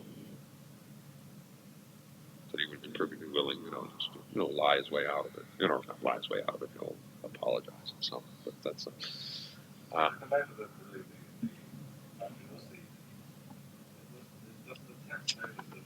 difficulty that they were breaking the law. They were trying these manifest rules. True. All the assets instead of trying them separately. True. Absolutely. Well, I mean, what I would say is that Socrates here presents himself as sticking by the law. Now, I don't know the details, but he's using the law against morality, or if not morality, piety. Yeah. And that's particularly, the reasonable law. It's a reasonable law. You see, he later, by the way, makes a rational criticism of the laws of Athens. He said, you have to make a defense in one day. He said, if I had more time.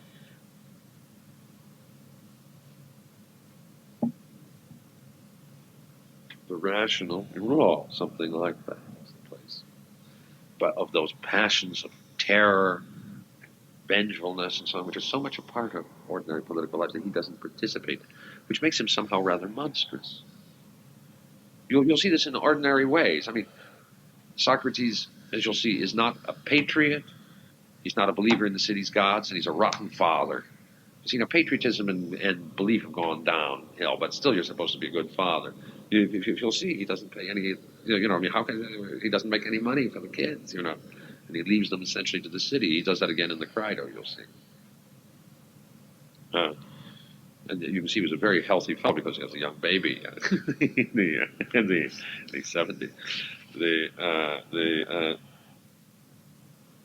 So you can say philosophy, he tries to show that philosophy is publicly relevant, but that it has to be private. You see, and if this is accepted, that's just fine.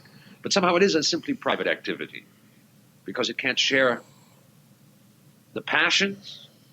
In the second place, it deals in universals, and politics always deals in particulars. You've got this country here and now. As Lyndon Johnson always used to say, I'm the only president you got, It's not much use talking about the ideal president. And philosophy is thinking always about the ideal president, which makes it impossible to deal with Lyndon Johnson. Now, of course, you have to have some notion of the ideal president. At the same time, you can't always use that to criticize the president you've got, because we're never going to get an ideal president. So, I mean, humanly speaking, philosophy is always in the universal. Practical life is always in the particular. And so these two reasons at the very least, philosophy is not what it appears to be, or what it's made to appear to be here, to be a publicly relevant activity. At the same time, it cannot survive if it appears to be this merely private, selfish, politically disinterested, and corrupting activity. So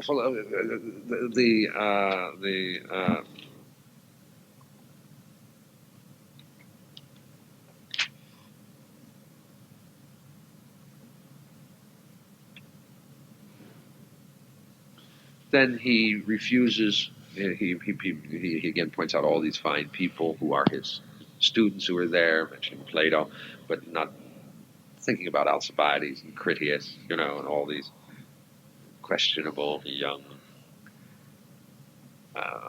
potential tyrants who somehow came under his sway, who were attracted by him in a strange way. He is very silent about them, and then he ends by saying, "I'm not going to crawl before you. Everybody else crawls before you. I don't crawl." And throws the insult at them. And that way, with this dignity, philosophy, and it's the dignity of philosophy. The philosophy, which, I mean, you could say he guarantees his condemnation by this behavior, but also guarantees the good reputation of martyrdom. It's quite an achievement, isn't it?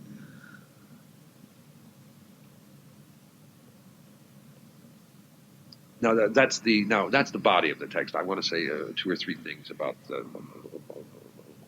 concluding sections. Is there anything you want to say about the body of the defense? Yeah.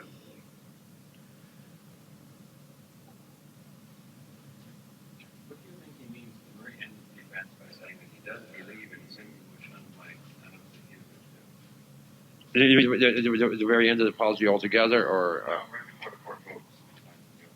Yeah. Oh, yeah. Let's see.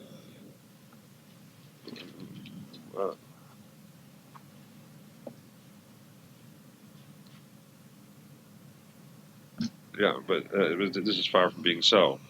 For I believe, O men of Athens, as none of my accusers do. Well, that's a very ambiguous line. I believe in a way that they don't believe. Yeah, I'm sure that's true.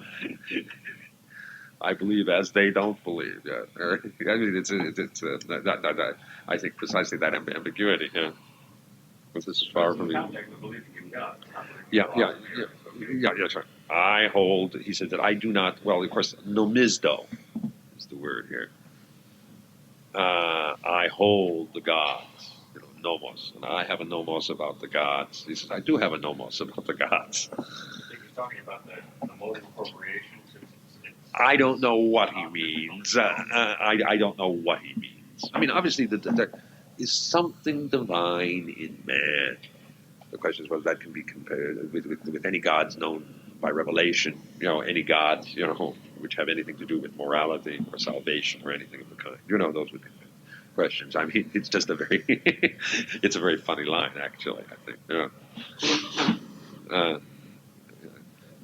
This is far, they say that I do not hold gods, that I do not hold gods, but that's far from being so.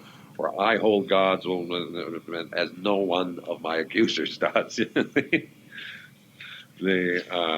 that is surely true. But he doesn't say whether they're the Olympic god, whether the cosmic deities, then.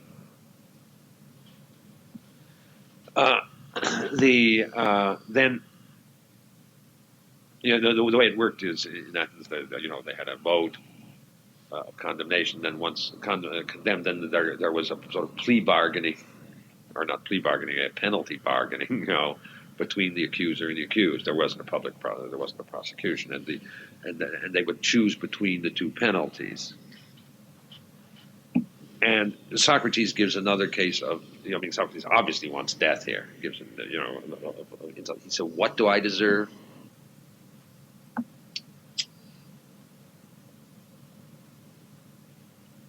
I deserve. Yeah, that's right. You've all read The Republic. That's the book in which philosophers are given free meals at the city hall.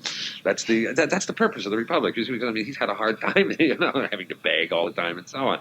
As I say, you get a very good example of how he made his money here, when they say, we'll give you money, his friends, yeah.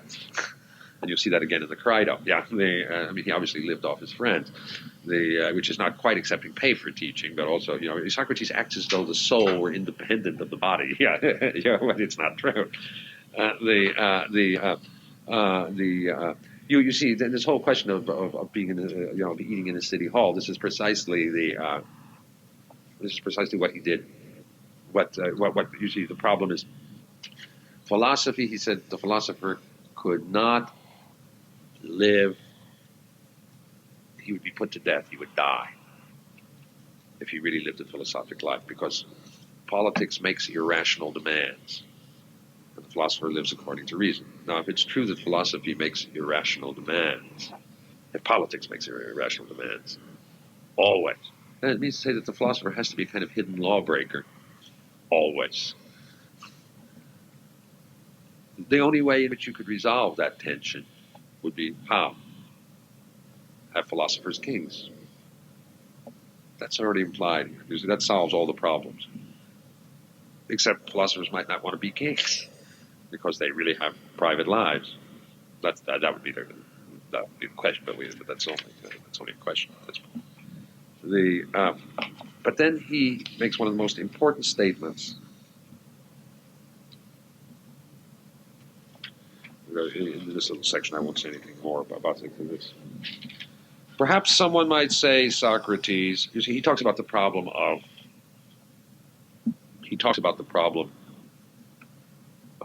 exile.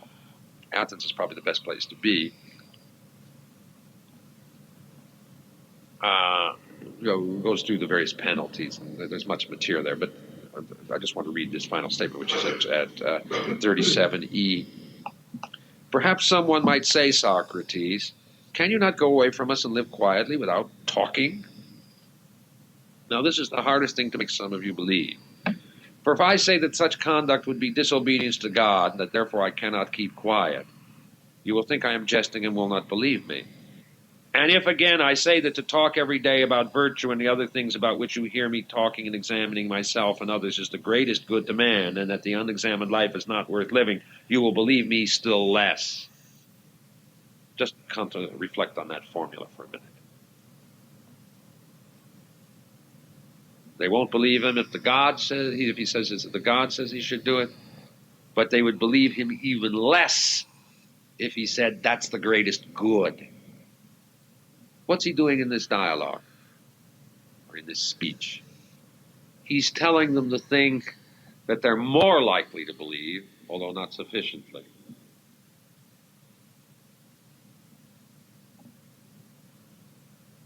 You see, he could give up his life, but that he won't do. He could tell them the real truth, which is the third, but they wouldn't believe that at all, and that would be considered disreputable. So he takes a middle course, by which he dies, by which his martyrdom will give a certain respectability to philosophy in the future. Do you see the point here? You see, Fred, in relationship to your point about the Delphic quest, you see. Well, that's a passage, and it's strange how little attention is paid to that sense, because it's right there. Where the unexamined life, that's the famous unexamined life passage. You see, this is the good, doing what he does.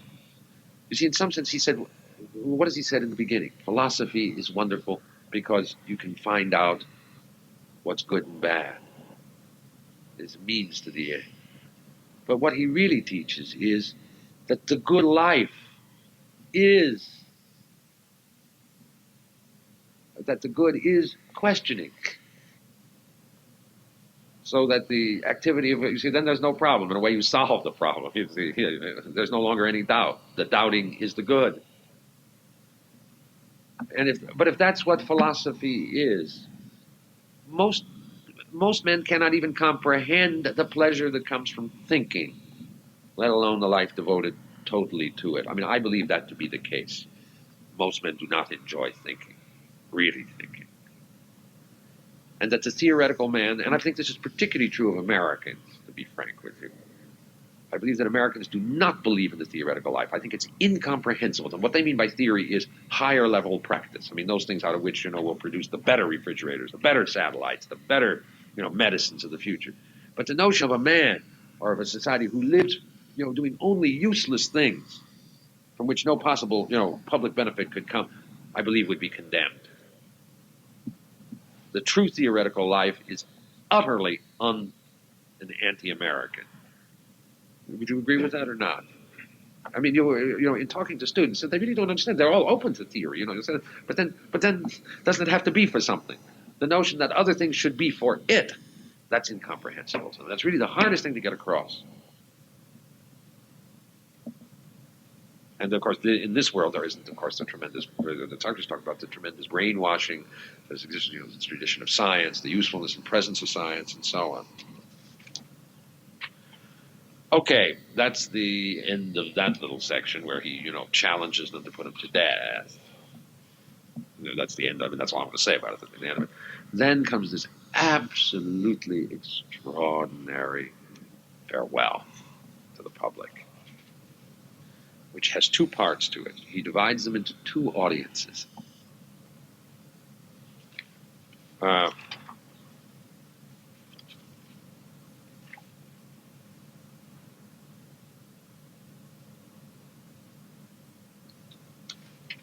The first audience are those who condemned him. What? Ernest? You're right. Yeah. You see, what kind of people? Well, I think perhaps we can come to this. Who would have condemned him?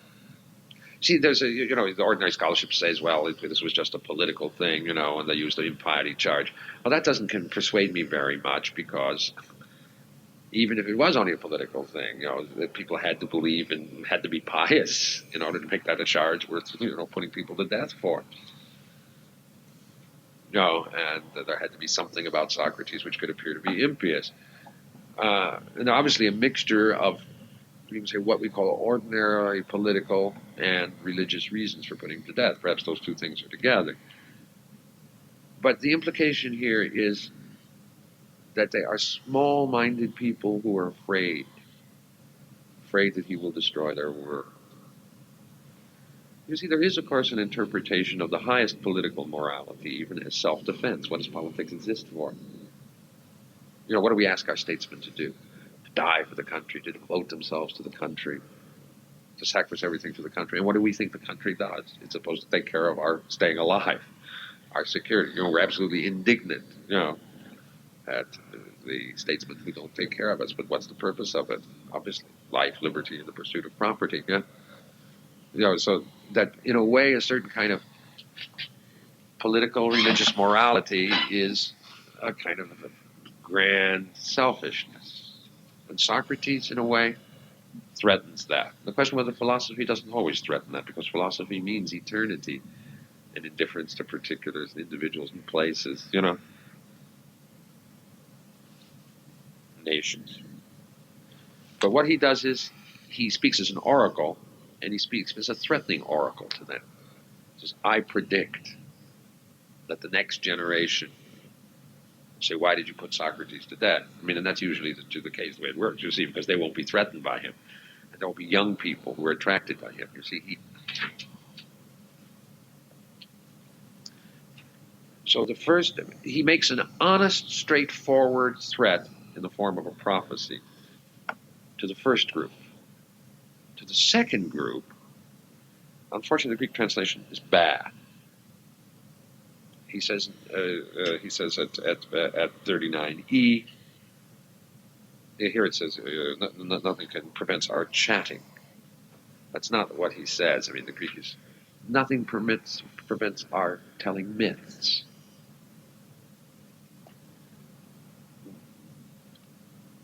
Dia mythologese. Here he says he's going to tell myths to the people who voted for him. Isn't that strange? Do you understand why that should be strange? You think you tell the truth to the people who are good and tell lies to the people who are bad. Whereas here he does exactly the opposite. He tells the truth to the people who condemned him. What way more hope?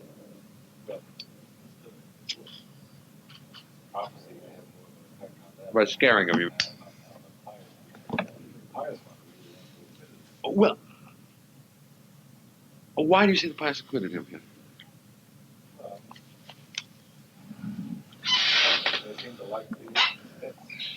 Well, I'm not sure it was the pious. I make this distinction. Let me present the argument and then see whether we can have Auseinandersetzung about the interpretation of the. Yeah, what is the myth he tells? He talks about the life after death. Eternity. Yeah, in the first place, what do we... and he discusses two alternatives. Either there's nothing after death, or it is a very nice thing after death. Doesn't he leave out one fundamental alternative? Yeah, hell. Secondly, he says it would be like a deep sleep. What has he said earlier about being asleep? He's a gadfly who wakes people up from sleep. Sleep is a bad thing. This is a very incomplete account, both on the basis of that it leaves out a fundamental alternative. Why would people vote to condemn him? My understanding would be is because they're frightened of death. They're frightened of hell. They're frightened of impiety. There's a certain kind of man who's attracted by Socrates. And one of the reasons why they're attracted by Socrates is they're not as frightened of death. Or another way to put it is, if they're not so frightened of death, they won't be frightened of Socrates. You can say there are two kinds of pious men. I think they're both pious men. Both groups are pious men, but they're pious. It's more of a motivated by fear of hellfire. And those who that's less immediate, therefore perhaps willing to, take some risks. And you can say that these myths strengthen that kind of gentleman.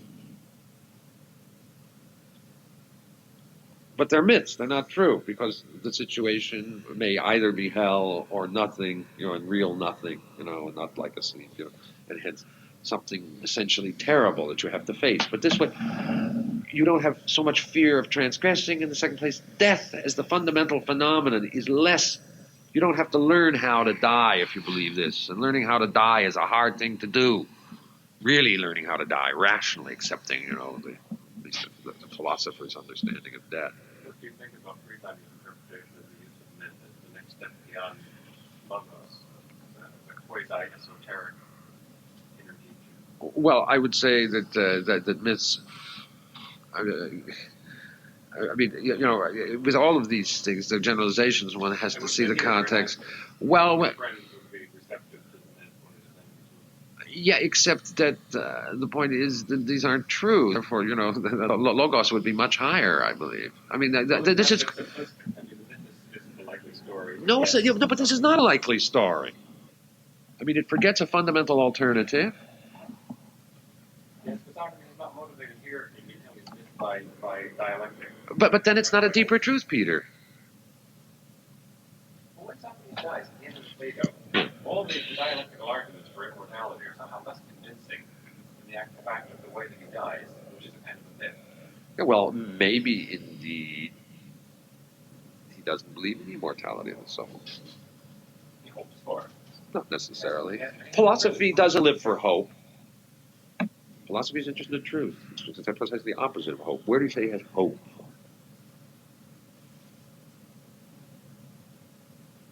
Let's know the truth of the thing. But he can't find it. I think that he has you can put together some very fundamental passage where he says there is no nous without psyche and no psyche without soma. Which would, of course, argue against the immortality. So that would be a long story. But Not at all clear that he has even moved well, it was a prove or disprove. I mean, I think there is. Yeah, but you can say hope is the last person. Is not a philosophical perspective. It's precisely in the Socratic teaching, and that to a certain extent, facing death as a terrible thing, at least as a terrible alternative, is part of learning how to die. Now, what I'm saying here is he's telling stories which are clearly even not very reflected ones. Sort of simple stories for simpler men. And those stories clearly have an emotional effect, and you can see why that emotional effect will lead to certain consequences. It's not going to lead them to be philosophers. Men who believe this sort of story aren't going to be philosophers. You see, I don't want to make a general statement about the myths altogether. I mean, I just think you see the but it will lead them to be favorably disposed to Socrates, whereas the others cannot face Socrates. Does not explain to me why he tells the myth to his friends that simple truth presents. Because there are myths which are closer to the truth. But no, I don't want to leave it to that. No. I want to be very clear. You see, there may be three stages. A low, I think this is the way it's understood in both in psychology. We're all rational people. That's the modern Hobbesian, Lockean principle. We're very rational. We don't believe in the kinds of things, that men in the Dark Ages with their superstitions believed in. But we're ignobly rational, calculating rational. Because, it's our bodies that we reason about, essentially, all the science and everything. Then there are some, and this is the way it's usually understood, then there are certain romantic figures, who believe in crazy illusions, but they're able to do grand things. That appears to be the alternative. But I think this kind of teaching is there's a third level. There's a kind of rationality which doesn't need those myths, but which is noble. And he represents that. But in order for that to get support in society, you have to have the second kind. You have myths. Not mad ones. That's the great problem. So that's the reason why he has to substitute a kind of Platonic poetry for the Homeric poetry. And you say Supported society, but not supported the same person. The person who is still using the myths is not using his reason. Oh no! Of course, no. I say no. What my understanding is that the Platonic Aristotelian strategy for the preservation of philosophy was to base themselves on the gentleman, which means to say the educated, beauty-loving. The noble lie that That's right. To be connected with the gentleman. People like Plato who are not philosophic at all, but who somehow are less pressed by the needs of life. But those gentlemen have to have be corrected. In a way, Aristotle's ethics is directed to those gentlemen, to correct them from certain kinds of perhaps fanatic errors. Both the ethics and politics are directed to such men. If we want to, in a way, make a transition to the ethics, you see, this is the difference between the ancient and the modern strategy. The modern strategy was, in a way, to rationalize the demos. You see, there are three levels. Demos, people at large.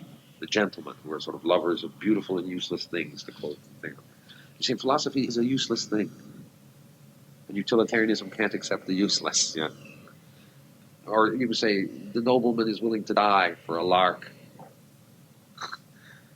And the third level is philosophy, which is reasonable and noble. And that the gentleman would likely be most open always. And I believe that is to be true. You see, there's been great hope in democratic regimes, and modern democratic liberal regimes have been remarkably open. This has not been a time of flourishing of philosophy, but one sees how quickly they are threatened by communism and fascism. In a world which might very well, destroy philosophy forever. Whereas the gentlemen are not safe, but they're the safest possible thing. You say it's a limited strategy. But you see, you can get the strategy for the preservation of philosophy to appear decent to those men who are not the majority, but they're always there in a society. And these myths, Peter, I suppose you and I can come to a kind of agreement on this. You see, I mean, without these general theoretical statements about the myth, that the myth has this effect of, in a way, conveying a kernel of truth, but not perceived rationally. And that kernel has to do with, which takes them beyond the vulgar utilitarianism, which is a kind of distorting reasonableness. And that, you see, if death is a terrible thing, as the many believe, you have one of two choices, either living only to stay alive, or being fanatically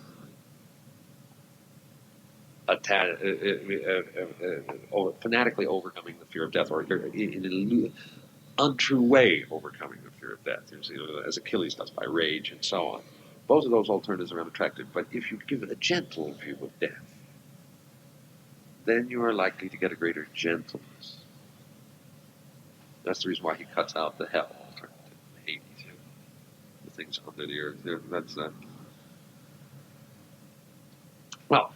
That's the picture. The philosophy's tension with the city, its nobility, its nastiness, danger, its strategy for preservation. You can say it was a successful strategy. Philosophy really could have been, we take it for granted, philosophy, and with it science, because science is philosophy and depends upon philosophy, could have been crushed at that moment. I mean, that's what they, this small group of heroic men spent their lives making philosophy respectable. They were Plato, Xenophon, Socrates, the immediate generation afterward. And somehow that image of Socrates lived throughout all the ages, no matter how different they were. Somehow he gave something to each. Right, that's my understanding picture of the general. Is there anything you want to talk about in general about the apology? I wouldn't be able to.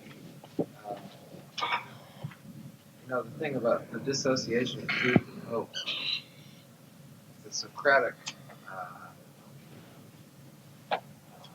enterprise is so much questioning. It seems like built into the very structure of questioning the realization that the Catholic question in that way is the anticipation. But that's really crucial in that. What I meant to say by hope is hope for life after death. But that's the more of the hedonist reduction. Well, I don't know if that's a hedonist. I mean, there might be. I think to the extent you meant that Socrates doesn't have any hope. No, you meant that he was free. No hope of providence. No attempt to make a theodicy, if you like.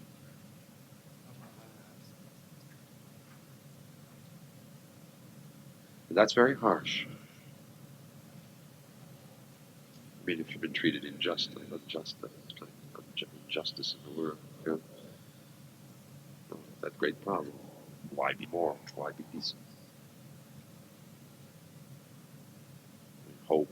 is, I mean, this is, you may hope is a very dignified posture, but you can say, faith, hope, and charity, none of the three is evidenced in the apology.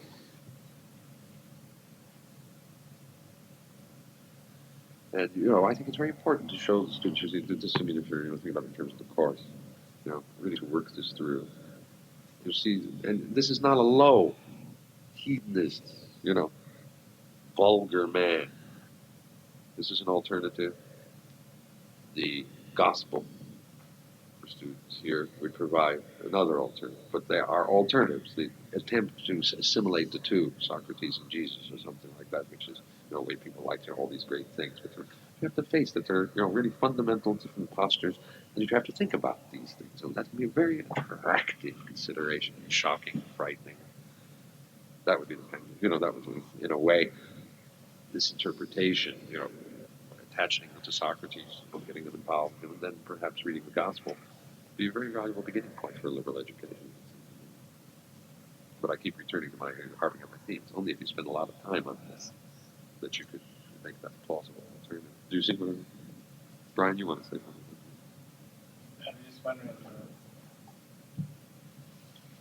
you mentioned that one problem that students have in America, that everywhere around the principle of utility.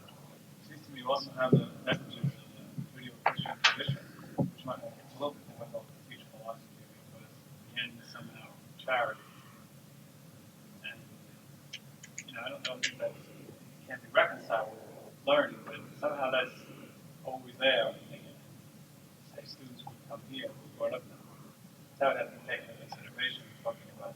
Yeah, I mean, the extent to which, they are Jews or Christians or, motivated by the biblical faith, I mean, you're in a much better position, because you're dealing more directly, with students who have a religious vocation, than do I. But, the regime has a tendency to affect the character of the religion. And that the religion has changed very much. And I don't see that the, believers find very much, the believers in general use this as a basis for the moral code. And some of them are really very honest about that. But the character of piety in America, you find very little real religious ecstasy. It's hard to imagine a Pascal out of American religion.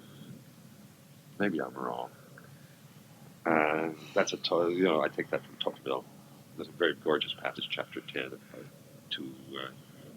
volume 2, part 1, on the statement. But no, not on religion. It's on the theoretical life. He takes the Tocqueville to be a theoretical bit.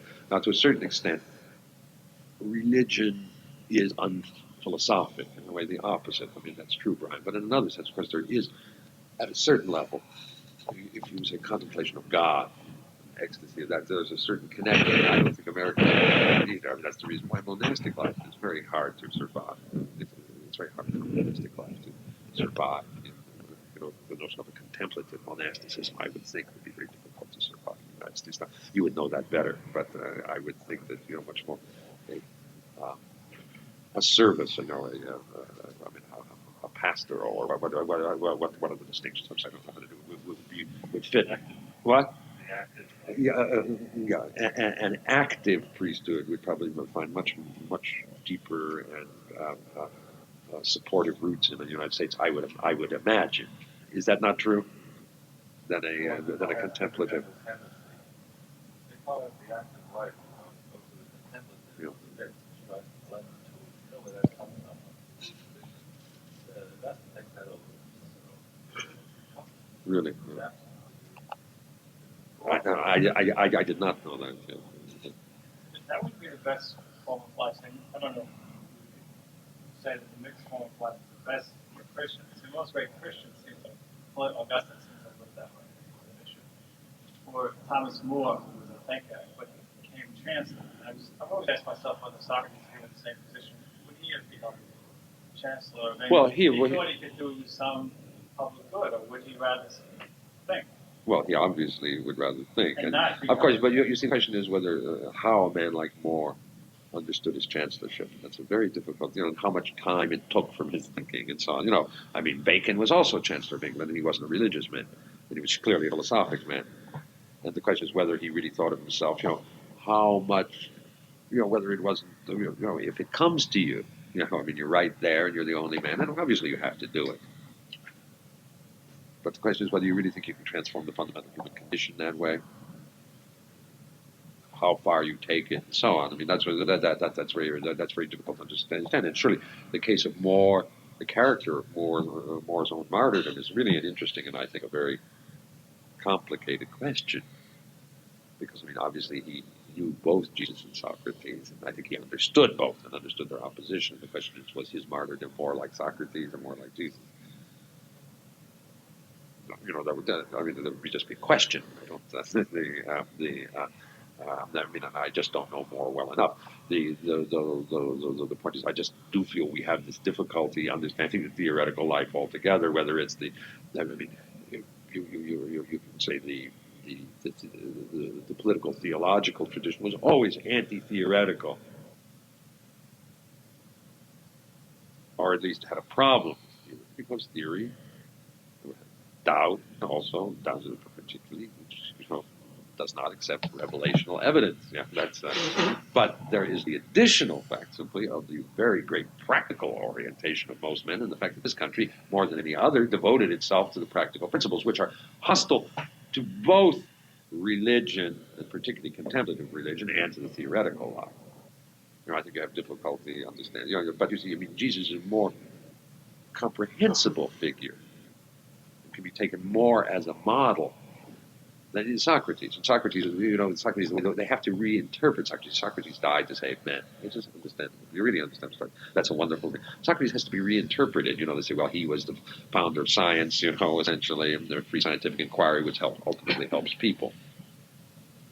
You see, you don't have to distort Jesus as much, I believe, to make him fit the American context as you would have to distort Socrates.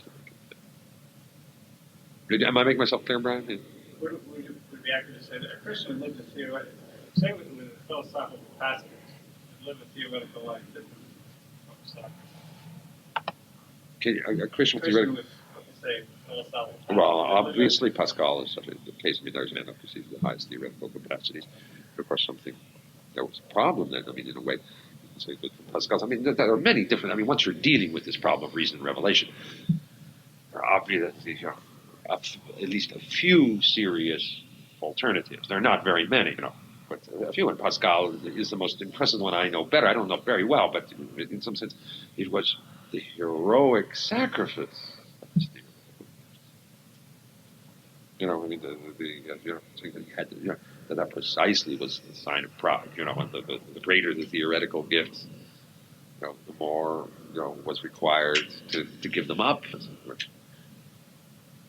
Well, I think that the presupposition of this of that way of thinking is that the world of theory really demands going through or across the fastest bridge of universal bound. I don't think that's necessary. The philosophy does require that. You doubt that, yeah? Yes. Well, I believe that would be the question, of course. I mean, that would be a question that a proper program of liberal education should raise.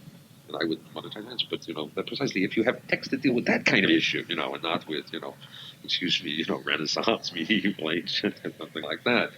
Because, I mean, I was in a seminary where I was always told, intellectual pride, and that's Jansenist crapioka. I don't think that's true. I think one can reconcile a life of questioning with a real deep religiosity. It isn't necessary. Well, religiosity is a bad word, because religiosity means to say the desire for religion without religion. How about questioning everything with faith? Let's let's get to real common sense words. I would say we're with a life of faith. I don't think questioning and faith necessarily are longer. Yeah, let me say very simply that I find it difficult not to see a fundamental tension. I mean, we could say this well, but I mean, I don't want this just to be a.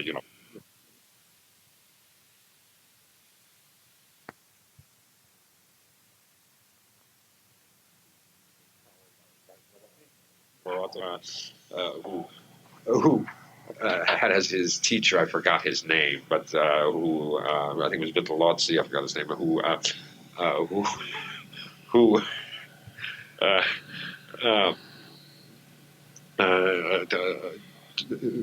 gave him all kinds of instructions. He went back and he murdered his uncle and all the noblemen, and ruled happily ever after for 1 year until Cesare Borgia had him murdered along with his teacher in virtue with a lot of it. That's the Machiavelli's virtue itself. That of course does not appear in the translation as usual. He doesn't really mean by that virtue. As long as his teacher in virtue.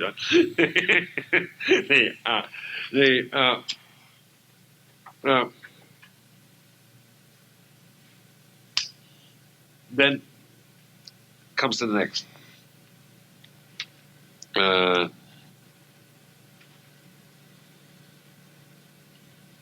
The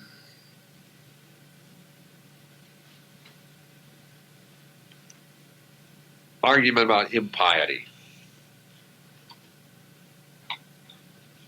The argument about impiety is divided into two sections. One is, if you look at the accusation has this: Socrates does not hold the gods the city holds, and he brings in new daimonia, which is sort of divine beings, demons, if you like. Now, if you look at this at 25b, and he says, here he makes it quite clear that it is by atheism that he corrupts the young. He says, do I believe that there are no gods, or do I believe that there are some gods and not? Now, in the first place, the first doesn't say that he's an atheist. The charge doesn't say says he doesn't hold the gods of the city. He tempts Meletus into this because, if you say I'm an atheist, you just can't, resist, making the charge slightly more extreme. Then what does Socrates do? What's the stop? He says he's an atheist, but he brings in divine beings. So therefore, it follows that the charge is self-contradictory. Now, that is, of course, purely verbal. That has nothing, and this is the whole defense against atheism. I believe that there are some gods and not.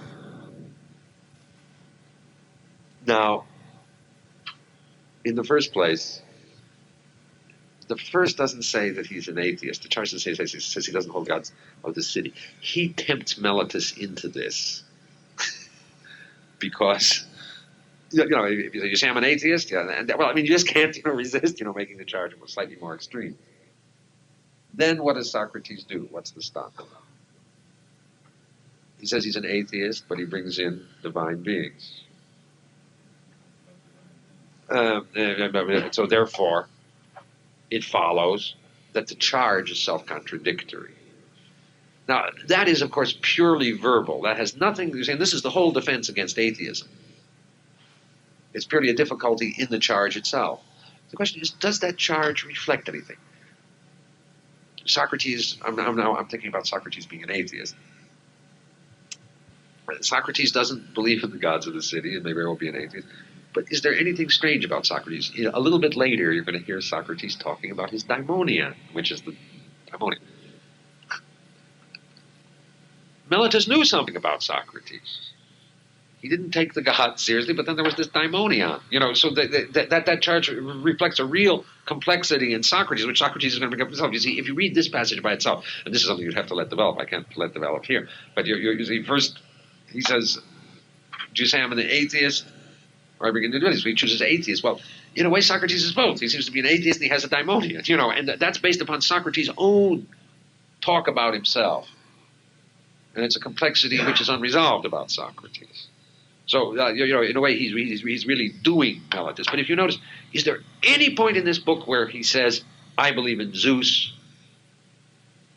the one case which he raises says, do you say I don't believe in any gods? Do I say the sun and the moon aren't gods? See, now those are more visible gods, the cosmic gods. They're closer to philosophy. I mean, Aristotle, in pure reason, could say they had something divine to them. But it's an admission. I mean, at most, he believed in the cosmic gods as opposed to the Olympian gods. But the Athenians essentially believed in the Olympian gods. You see, and he distinguishes himself. He mentions Anaxagoras, who was accused. I'm not like Anaxagoras. In fact, he doesn't even say he's not like Anaxagoras. Anaxagoras believes these things, and those are easily available. We know all about that. But he divorces himself from that.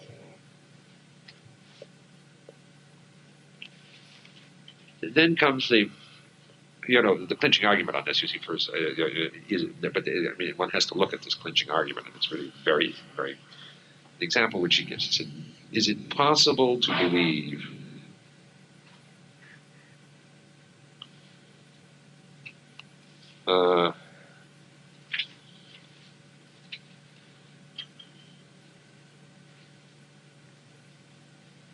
Is it possible to believe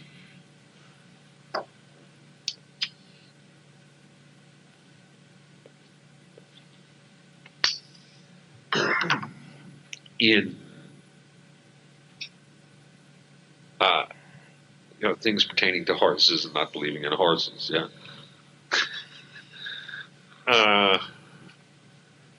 Is it possible to believe, in things pertaining to flute players, but not flute players? This is going to be his proof that, if you believe in divine things pertaining to the divine, you believe in God. Now, in the first place, is that a convincing argument? He gives examples, of course, where it's impossible not to believe in flute player things pertaining to flute players, not believing in flute players. But for example, I think it's possible to believe in brooms without believing in witches. But that's to begin with. That there are but without going into that, if you look at this passage, I think we'll read it on page 27E.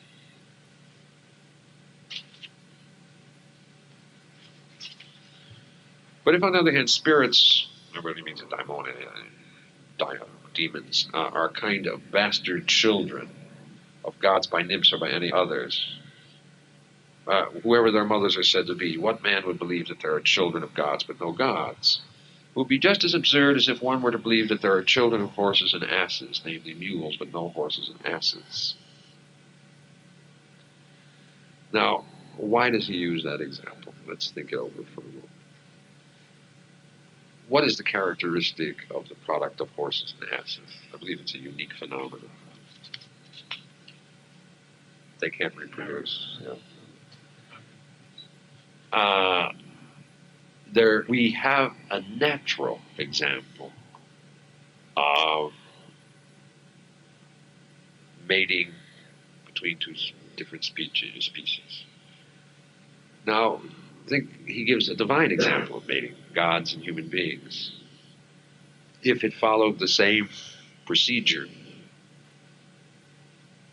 if the one natural example we had, where we in any sense indicate, it would imply, of course, what would be the case with the demigods or the daimones, the children of gods and human beings. They would be sterile; they couldn't reproduce. Who was supposed to be the founder of Athens? Theseus, son of a god and a woman. Theseus was supposed to have been that is what brought Athens its divine origins, its divine laws, its right to new territory. If you think it through for a minute, the suggestion here, of course, is that's a lot of hogwash. Do you see what I mean? You don't well. Well, why does he raise the question of horses and asses? I mean, you can say it's the only case. Yeah. So if Socrates has been using horses, the naturalistic example applied to human beings, earlier. All right, so we're in a way prepared for that. We've been taught about that. We learn. All right, if human beings and gods mate, you have something. You have the divine equivalent of a mule. Yeah, a mule can't reproduce. But what's the essence of the, at least Greek, connection of gods with men? by the demigods, by physical reproduction. But the implication is that's impossible if you try to think it through, at least on naturalistic grounds. The relationship between two species won't operate. I think this is a classic example of hidden religious criticism, showing the way Socrates reasons. We talked about Athens. So you see, I believe that he sticks in a little in this very discussion of piety.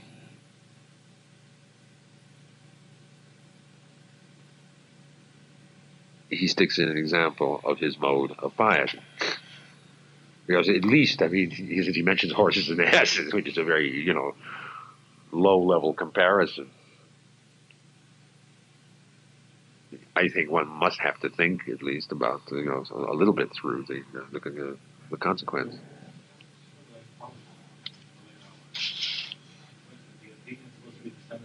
Oh, of course. And the divine law, their very right to the land, everything. You see, and at this point, he ends with Meletus, and in a way, he's handled the charges. That's really the only response he makes to the charges, on the basis of the empty difficulty. And he reveals he's anti-democratic. He removes responsibility, because, there's no responsibility without knowledge. You have to have full knowledge. There's only the wise can be responsible, and not then people aren't responsible for being able to be wise. And in the third place, he handles the religious question, hence the corruption of the youth question, really by an inner contradiction in the statement without really discussing the substance of the charge. It's a very funny passage, actually. It's very beautifully done, and of course it reveals, as I say, his aristocratic prejudice, at the very least, his belief only in the cosmic deities, and so on.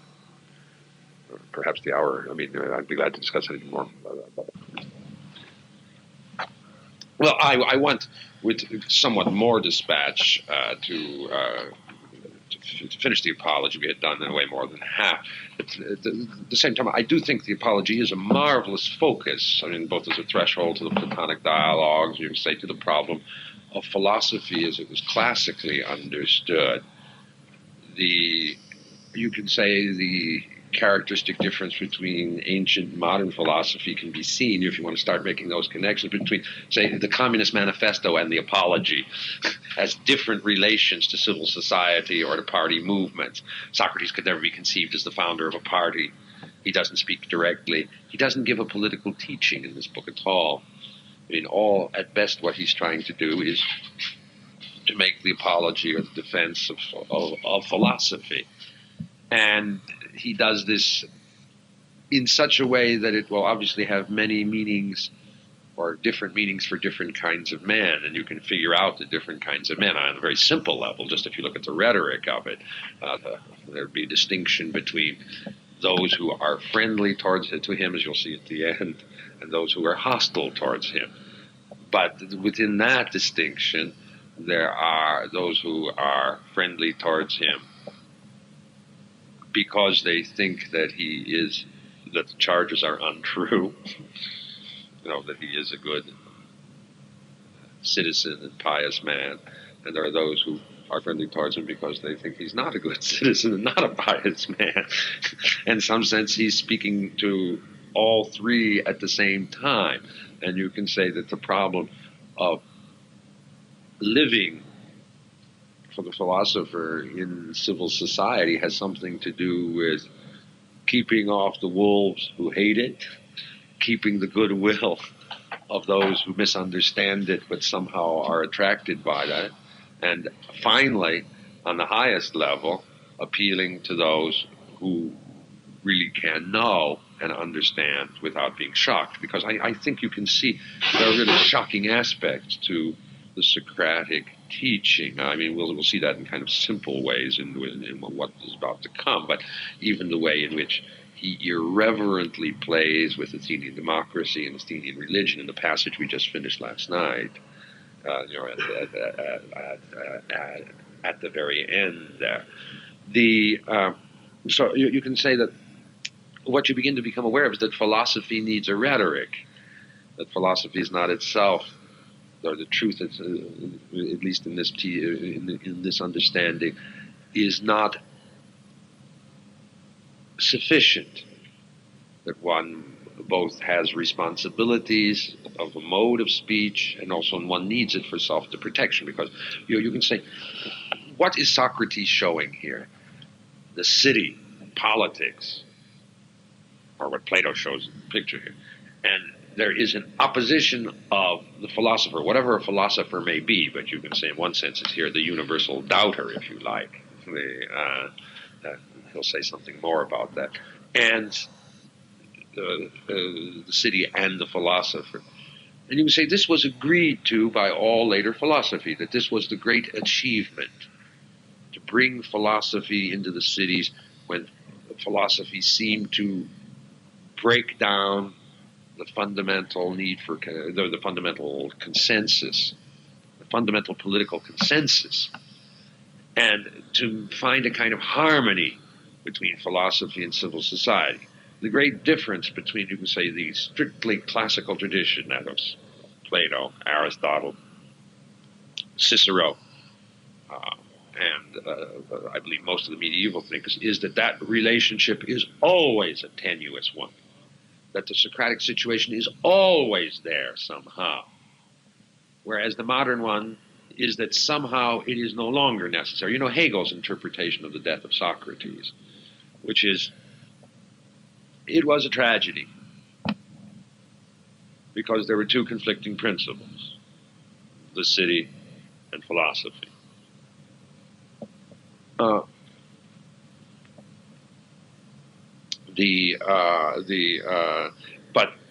that is no longer necessary because there is a possibility of a rational state. So the philosophy is reason, and therefore if the state is rationalized, there's no necessary tension. Now, there's no question it's a profound interpretation. It'd be much profounder, say, than John Stuart Mill, where he, talks about Socrates, how nasty it was and to put him to death and so on. Hegel admits in a way the necessity, but he calls it a tragedy. And if you read this apology, it's obviously not tragic in any sense of the word. You're not supposed to cry. I mean, it's rather funny, the whole posture of the man. There's nothing. In the second place, and this has something to do with the second point, Hegel's second point, or the way in which he explains the tragedy. For Plato, this is the permanent human condition. It's a little like John Stuart Mill, in On Liberty, where he says, of course, in olden times it was necessary to prevent certain kinds of freedoms because the state was weak. Barbarism was always at the door. But now the age of barbarism is past. Therefore, you can permit all kinds of freedom.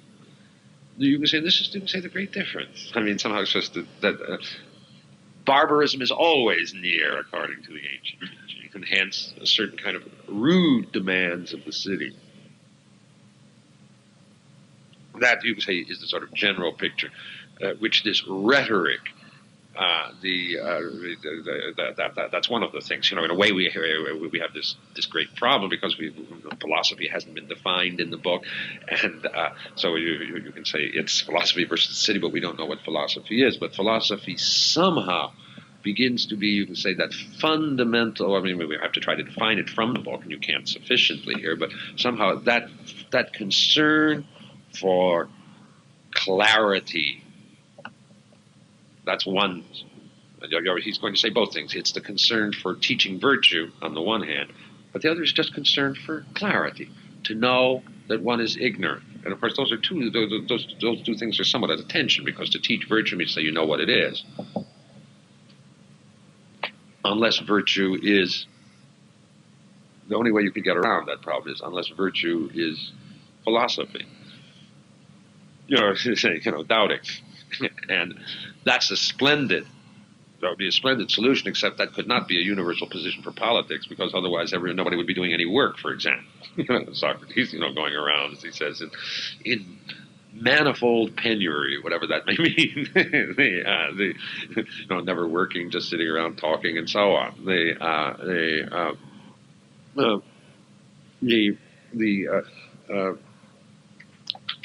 As I say, in a way, this whole picture of the apology is made to attract, but to remain enigmatic. Now, where we stopped, and I'll try to go through, perhaps we can raise all these other questions.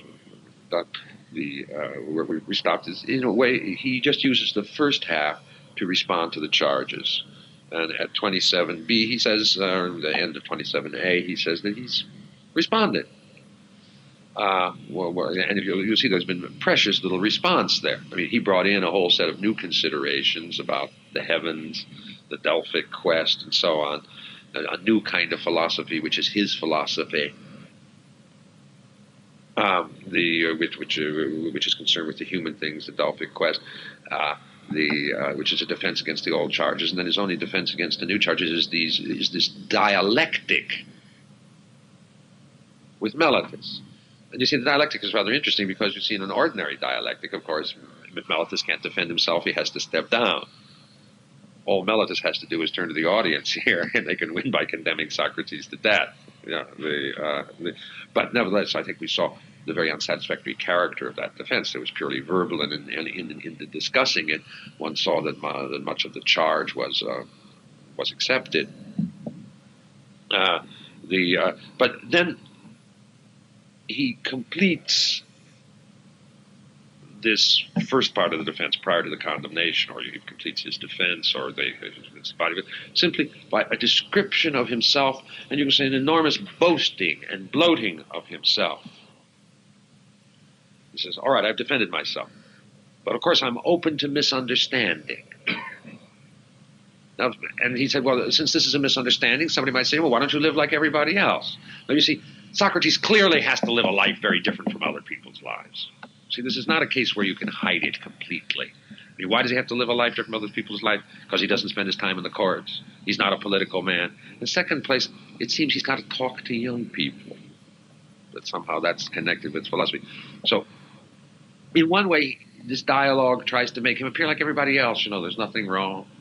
This is just bad rumors. In another way, of course, it's to make him into a kind of monstrously different man with a divine mission, which makes him an object of piety. And so you see, here he comes to them. Why don't you live like everybody else? This is the usual thing. You're accused of theft. All right. We recognize you're innocent, but stop looking so shifty-eyed, carrying around packages that are unidentified. So, but of course, he obviously can't do that. So he turns to, first, to a very great statement. He said, I like to run the risk of death. Or if not like to, at least me and Achilles. You see, and he identifies himself with the greatest of the heroes. Nietzsche says someplace that the two things that impress men, vulgar men, most are willingness to die and chastity, because they're beyond most of them. It seemed like heroic, and the Socratic Socrates here identifies with that vulgar impression. I'm willing to die. The reason why I mention this is that he's going to say something a little different in a moment or two. But the willingness to die. I mean, you see that is obviously impressive. I mean, this is we heard so much of that during the late '60s. Everybody standing up. I'm willing to die for my principles. And the Symbionese Liberation Front. In a way, it's the cheapest thing. You can. One must not run down the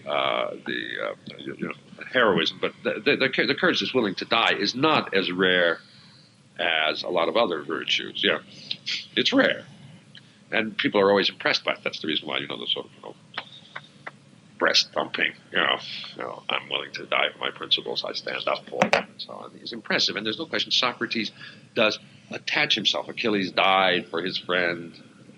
He will die for, what is it he says he'll die for? He says, my commander posted me at a station and I must stand there. Who's the commander?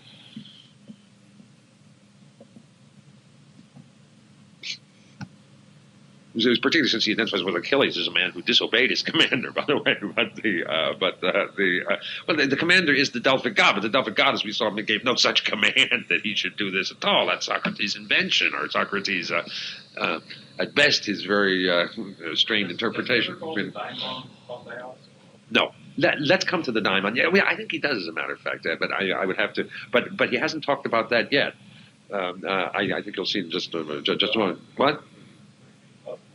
Yeah.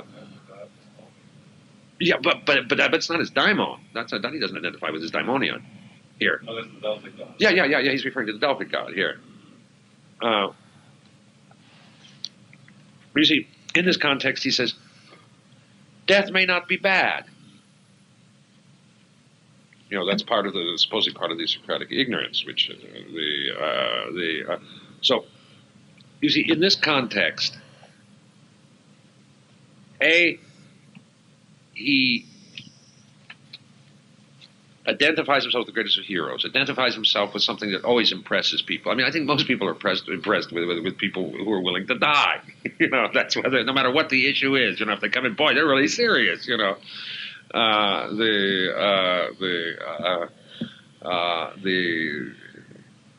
That's I remember Kojève once saying that since nobody's willing to die for surrealism, that's the reason why nobody takes it seriously. And if people started being willing to die for surrealism, then people would take it seriously. That's the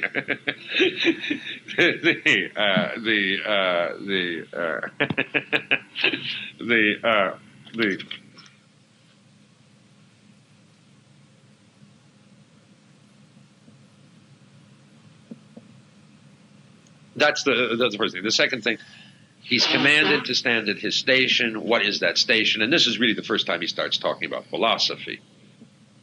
He really hasn't mentioned philosophy. I think this is probably the first time the occurrence of the word, although I'm not sure in this passage. I may be wrong. I didn't check it this time.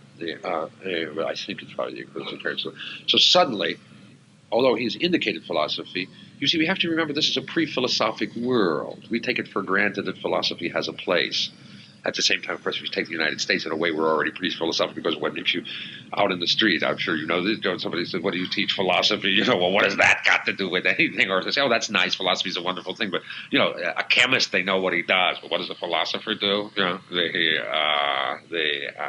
Nothing. But I mean, we have lost the Socratic teaching, and all that's here. Philosophy is a questionable term, and here he gives a presentation of philosophy as the man obedient to the god, willing to die like a hero. Now, it's very important. The usual civil libertarian understanding of the apology is it's the individual against the state. That, I think, is not correct. Do you see what I mean to say? When people say, it's a conflict of Socrates' individuality against the state. Do you see? I mean, I think that would be the ordinary civil libertarian understanding. That is not Socrates' teaching, or it's not really the presentation. It's philosophy versus the city. Socrates makes it perfectly clear that most claims, a person says, "Well, I have my life, my love, my family, whatever, my painting, that counts to me more than politics." Socrates, he doesn't accept that. That the highest claim is the claim of the city, except for philosophy. That it is only on the basis of a certain competence, a certain wisdom. I mean, one would have to argue that out. One would have to think through what that means to say. I mean, it would have to be obviously that this somehow is closer to the divine than the city, or that it's more the perfection of man than what the city demands, and so on. Here he's not very clear about that, because he tries to reduce the gap between politics and philosophy, while nevertheless making it clear that there is a gap. You see, so the first courage, then discussion of philosophy, sticking by philosophy. Then he gives an interpretation of what philosophy is. Philosophy is going around making people think about virtue, or making people virtuous. Now, you see, those are two different things, and that's very fuzzed here. To begin with, I mean, those of you who know the Platonic dialogues, and Peter, this seems to be your, there is no dialogue in which you see him running around in the marketplace talking to ordinary people. I mean, I believe that that's not a correct account. I mean, that he's somewhat lying here. You know, to say that you usually see him talking to very specialized groups in a cut-off way. What about the statement in the Gorgias? Socrates is always in the marketplace talking to cobblers and bowlers. It's a statement about him, but don't you think it?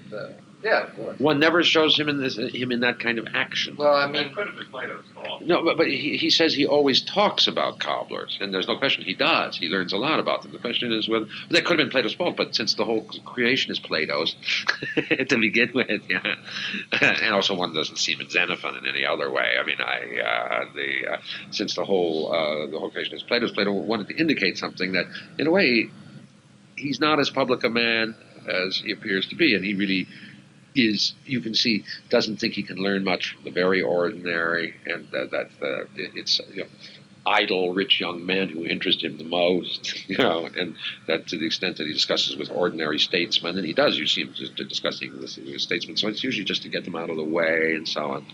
I mean, he doesn't give a really total account of himself. I mean, I don't remember how the phrase in the Gorgias goes now. I mean, it's true. There's more talking about. Yeah, that's what I thought. Not talking to, but the tendency of the earlier dialogues is that, for example, in the Locke, these guys are not so brilliant. Well, let me say two things. I do not accept the distinction between the late and the early dialogues. Well, the difference between me and Gadamer at the beginning, but second place, the Locke's and Nicias are the greatest figures in Athenian politics. But there's a way that they're dumb. I mean, there are plenty of dumb people. I mean, look, they're smarter than we are, probably. They're certainly smarter than I am. I mean, I don't want to prejudge you, but certainly they're hot. But what I'm talking about is the popular, the democratic element of Socrates. There's no Karen talking to the ordinary people. You see, what I suggested precisely is that there are. He talks to statesmen and some, but usually who aren't so smart. Usually, in order to push them aside. He's interested in educating some young people. You remember in that situation, the Locke's, there are some young men who were brought for education. Sure. And Nicias' son, Niceratus, of course, becomes a student of Socrates. He's present at the Republic and so on. So it's aristocratic, yeah. Yeah, that's right. So, yeah, I mean, and that's, you can say, now, Socrates, in a way, denies that. In a way, it's true. I mean, obviously, Socrates didn't care about birth as such, but the well-to-do young were the potentially philosophic. But there's a certain suspicion that, of course, that's dangerous to democracy. There are a variety of ways in which he's anti-democratic, which look like it's connected with an anti-democratic party, which isn't, but which couldn't be understood not to be. He's not a partisan, of either side. Sure. But all I'm saying is that here he gives this picture of himself teaching virtue publicly. But the question is, what is he teaching when he teaches virtue? Think about your souls and so on. But it's a completely empty statement as to the real content of it. And since he says he knows he's ignorant, he really couldn't teach virtue. All he could say is that you're supposed to think about virtue or doubt about virtue. But what he means to say is everybody, if the Socratic quest were to become universal, then, as I say, civil society would come to a halt. So there's a problem. I mean, you see, with every positive statement, there's a problem involved. And there's a surface picture here. Philosophy is a form of heroism commanded by the god, which helps to teach virtue. But and that you can say is the first is the great picture. But then you see you have to watch the movement of the dialogue. You see you see why he raises each point. The first thing he created the old charges in order to bring up the whole question of philosophy and his new mode of philosophy. Then he handled, as he had to handle, and somewhat slightly, the atheism, corruption of the youth question. Then he turns to a characterization of his own strange activity, which can make it appear to be politically viable, not only politically viable, politically desirable. And then, you see, then the question arises, well, then why didn't you go into public office? You know, that would necessarily, somebody would have to say, you know, all right, why didn't you give this up? Then he explains why he didn't give it up. God told me not to. Second, then why didn't you, why didn't you become, why didn't you enter into politics, which is an absolutely essential thing to explain? Because, I mean, on that level, if you're so good, you could have had broader influence, more authoritative influence, and so on. You see, now Socrates has to explain why he appears to be a bad citizen. Now, and the explanation is the daimonion. What do you think the daimonion is? There are ordinary interpretations of it, but I mean, did you have an interpretation of the daimonion? See, he explains that he's got a little voice, tells him not to do things. It's really marvelous. And you see, it's a divine voice. And here you see, you get the new God that he brought in, because nobody else ever had it. He says, so the charge is correct. He doesn't believe in the city, the gods the city holds, and he brings in new gods, or new divine beings. And he hadn't mentioned that earlier, but here you see it comes out. You see this really sweet way. You know, he has this little voice that tells him. Now, what is this little voice? Well, I would have thought that, I mean, there's a way that you have this thing of him manipulating the story of Chaerephon of the Delphic Oracle. I would have thought that what was true is that the Delphic Oracle, the role of the Oracle was to say something, you know, innocuously ambiguous, but that the role of the authentic guy listening to the Oracle was to use that ambiguity in a way that was what we might say conscientious.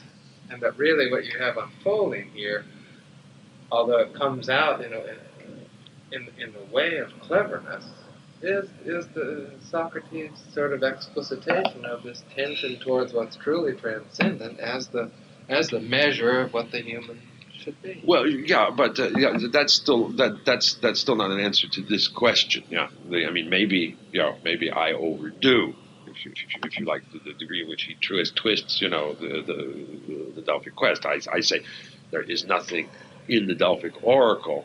I mean, very simply, which leads to that quest. But all right, you say he's being conscientious. That's fine. But the daimonion isn't the same as the Delphic quest. The daimonion is something different. What is the daimonion? So you've already given away what people usually say it is, since you connect conscience with the with the Delphic side. You see, the daimonion is really something different. I mean, this is something new. Yeah, I understand that. And I agree that the daimonion is... I'm just telling you that my context for it seems to be different. Well, we just have to see where it arises. Yeah. He has to explain that he doesn't... I mean, really, you see, I mean, this is absolutely essential with reading all classical texts, because we always begin with our notions. I believe there's no Greek word, no Greek equivalent to what we call conscience. Yeah, I understand that. And you see, we bring those things in and we misunderstand an alternative. You see, and I really believe that it's only, I mean, Plato writes in a particularly clever way, and there's no question that one of the things I want to teach is that the Platonic dialogues are amazing books in terms of their skill, simply artistic skill. And that this is a tremendously important experience for somebody to have, to know that people wrote books so different from the way in which we write books. That's a tremendously powerful experience in itself, and shows, of course, a very different understanding of what writing is, the relationship of thought, you know, to the public, and so on. But but I also think that this is an absolutely necessary way of proceeding if we're to really discover authentic alternatives. One says one can't just take the daimonion out of context. It comes in a context.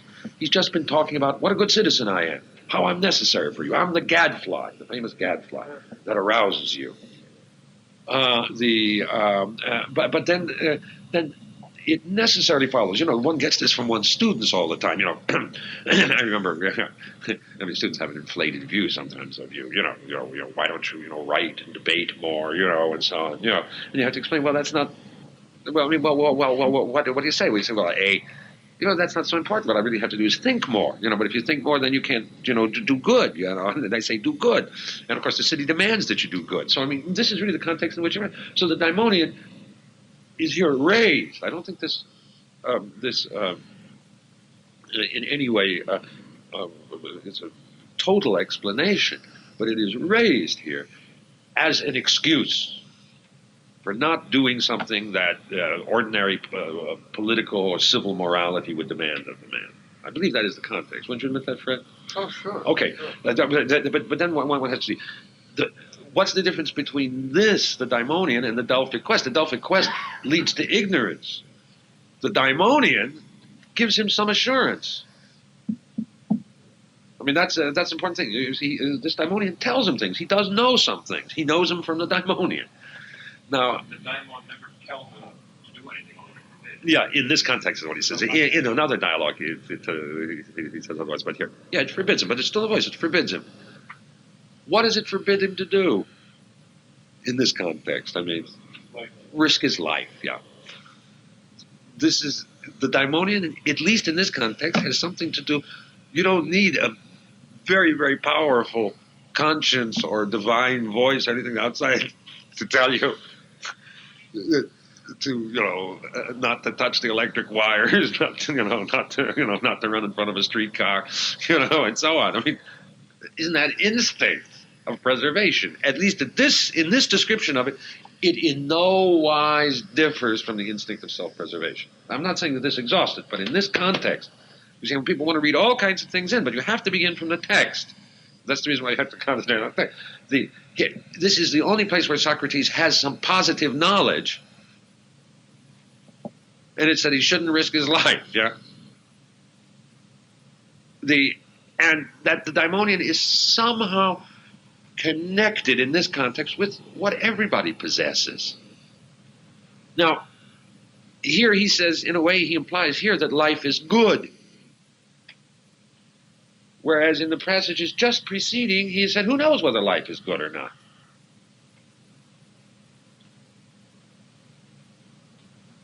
Now, what does this mean?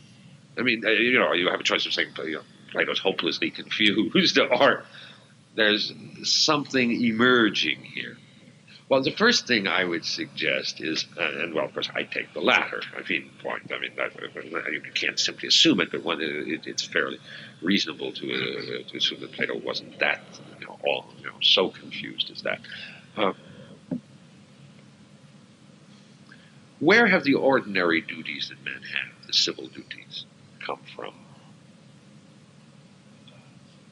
The laws and the gods. And that is what Socrates has learned to doubt. And that doubt would seem to leave us, in a skepticism which would make one unable to act.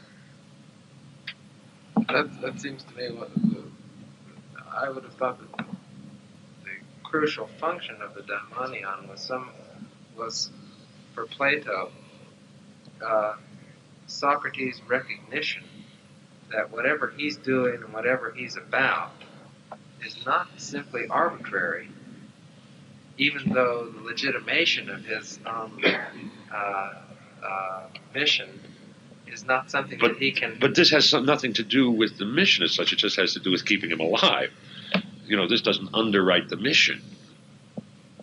I mean, there's nothing here that says what you're doing is right. It just says stay away from what will endanger your life. The idea of him being a gift from the gods, and that that there's a certain sense to the city from the gods, and that there's a way in which he takes his cue, not simply from arbitrary, subjective, prudential type of... Yeah, but Fred, I mean, all I would argue here is that that the daimonion, you see, one is divine. There are these various states. He's commanded to philosophize by the god. And that's the god underwrites. And I think that's a continuation of the same thing. But what philosophy leads to is universal doubt.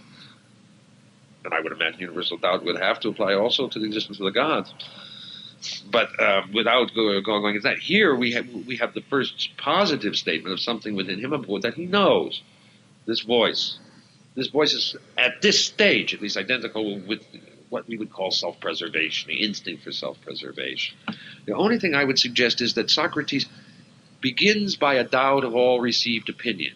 All received opinion is naturally a kind of divine opinion, put it strangely. What one always has in the beginnings.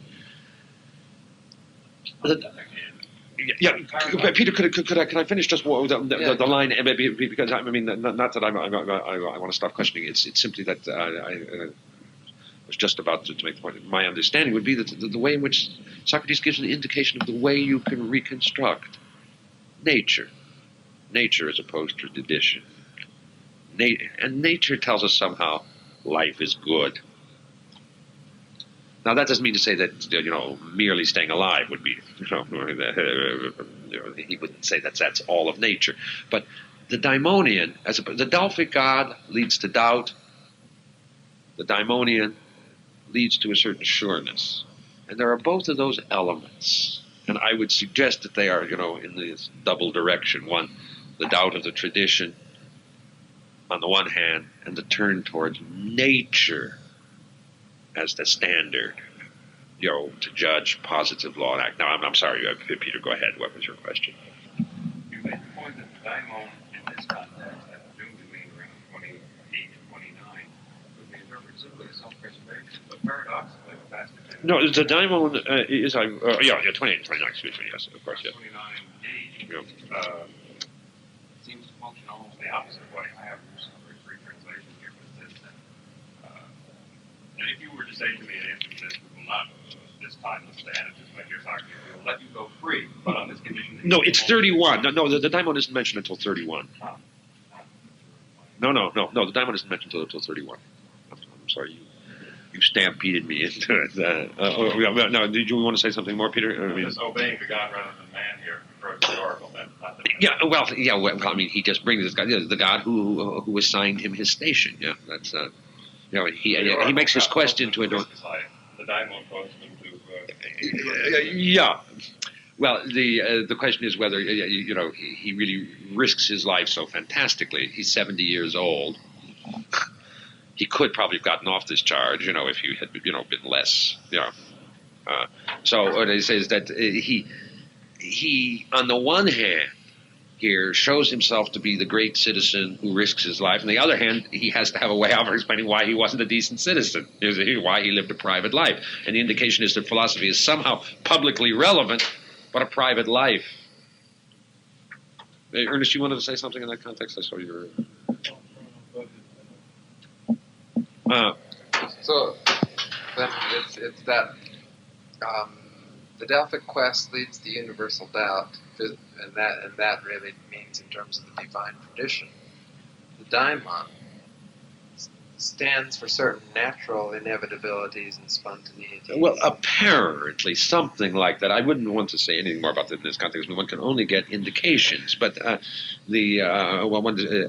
one just has to, has to see. That's all I would say. The daimon is here an excuse, but it's the ordinary excuse. I wanted to stay alive. This is just after the man who's just compared himself to Achilles. There's something mildly comic in this. Why didn't you go into politics? Why did you sacrifice your life to politics? Well, he didn't. Socrates is not essentially a dying man. If you understand what I mean to say, a dyer. You would say one of these. And you'll see this in the immediate context. And he gives two examples of his relationship to politics. And those things are quite important to look at. They're really very valuable, both in and of themselves, for understanding Socrates and for the whole question of of philosophy and politics. There were two cases he talks about. He had two political acts in his whole life. One was when he was president of the Britons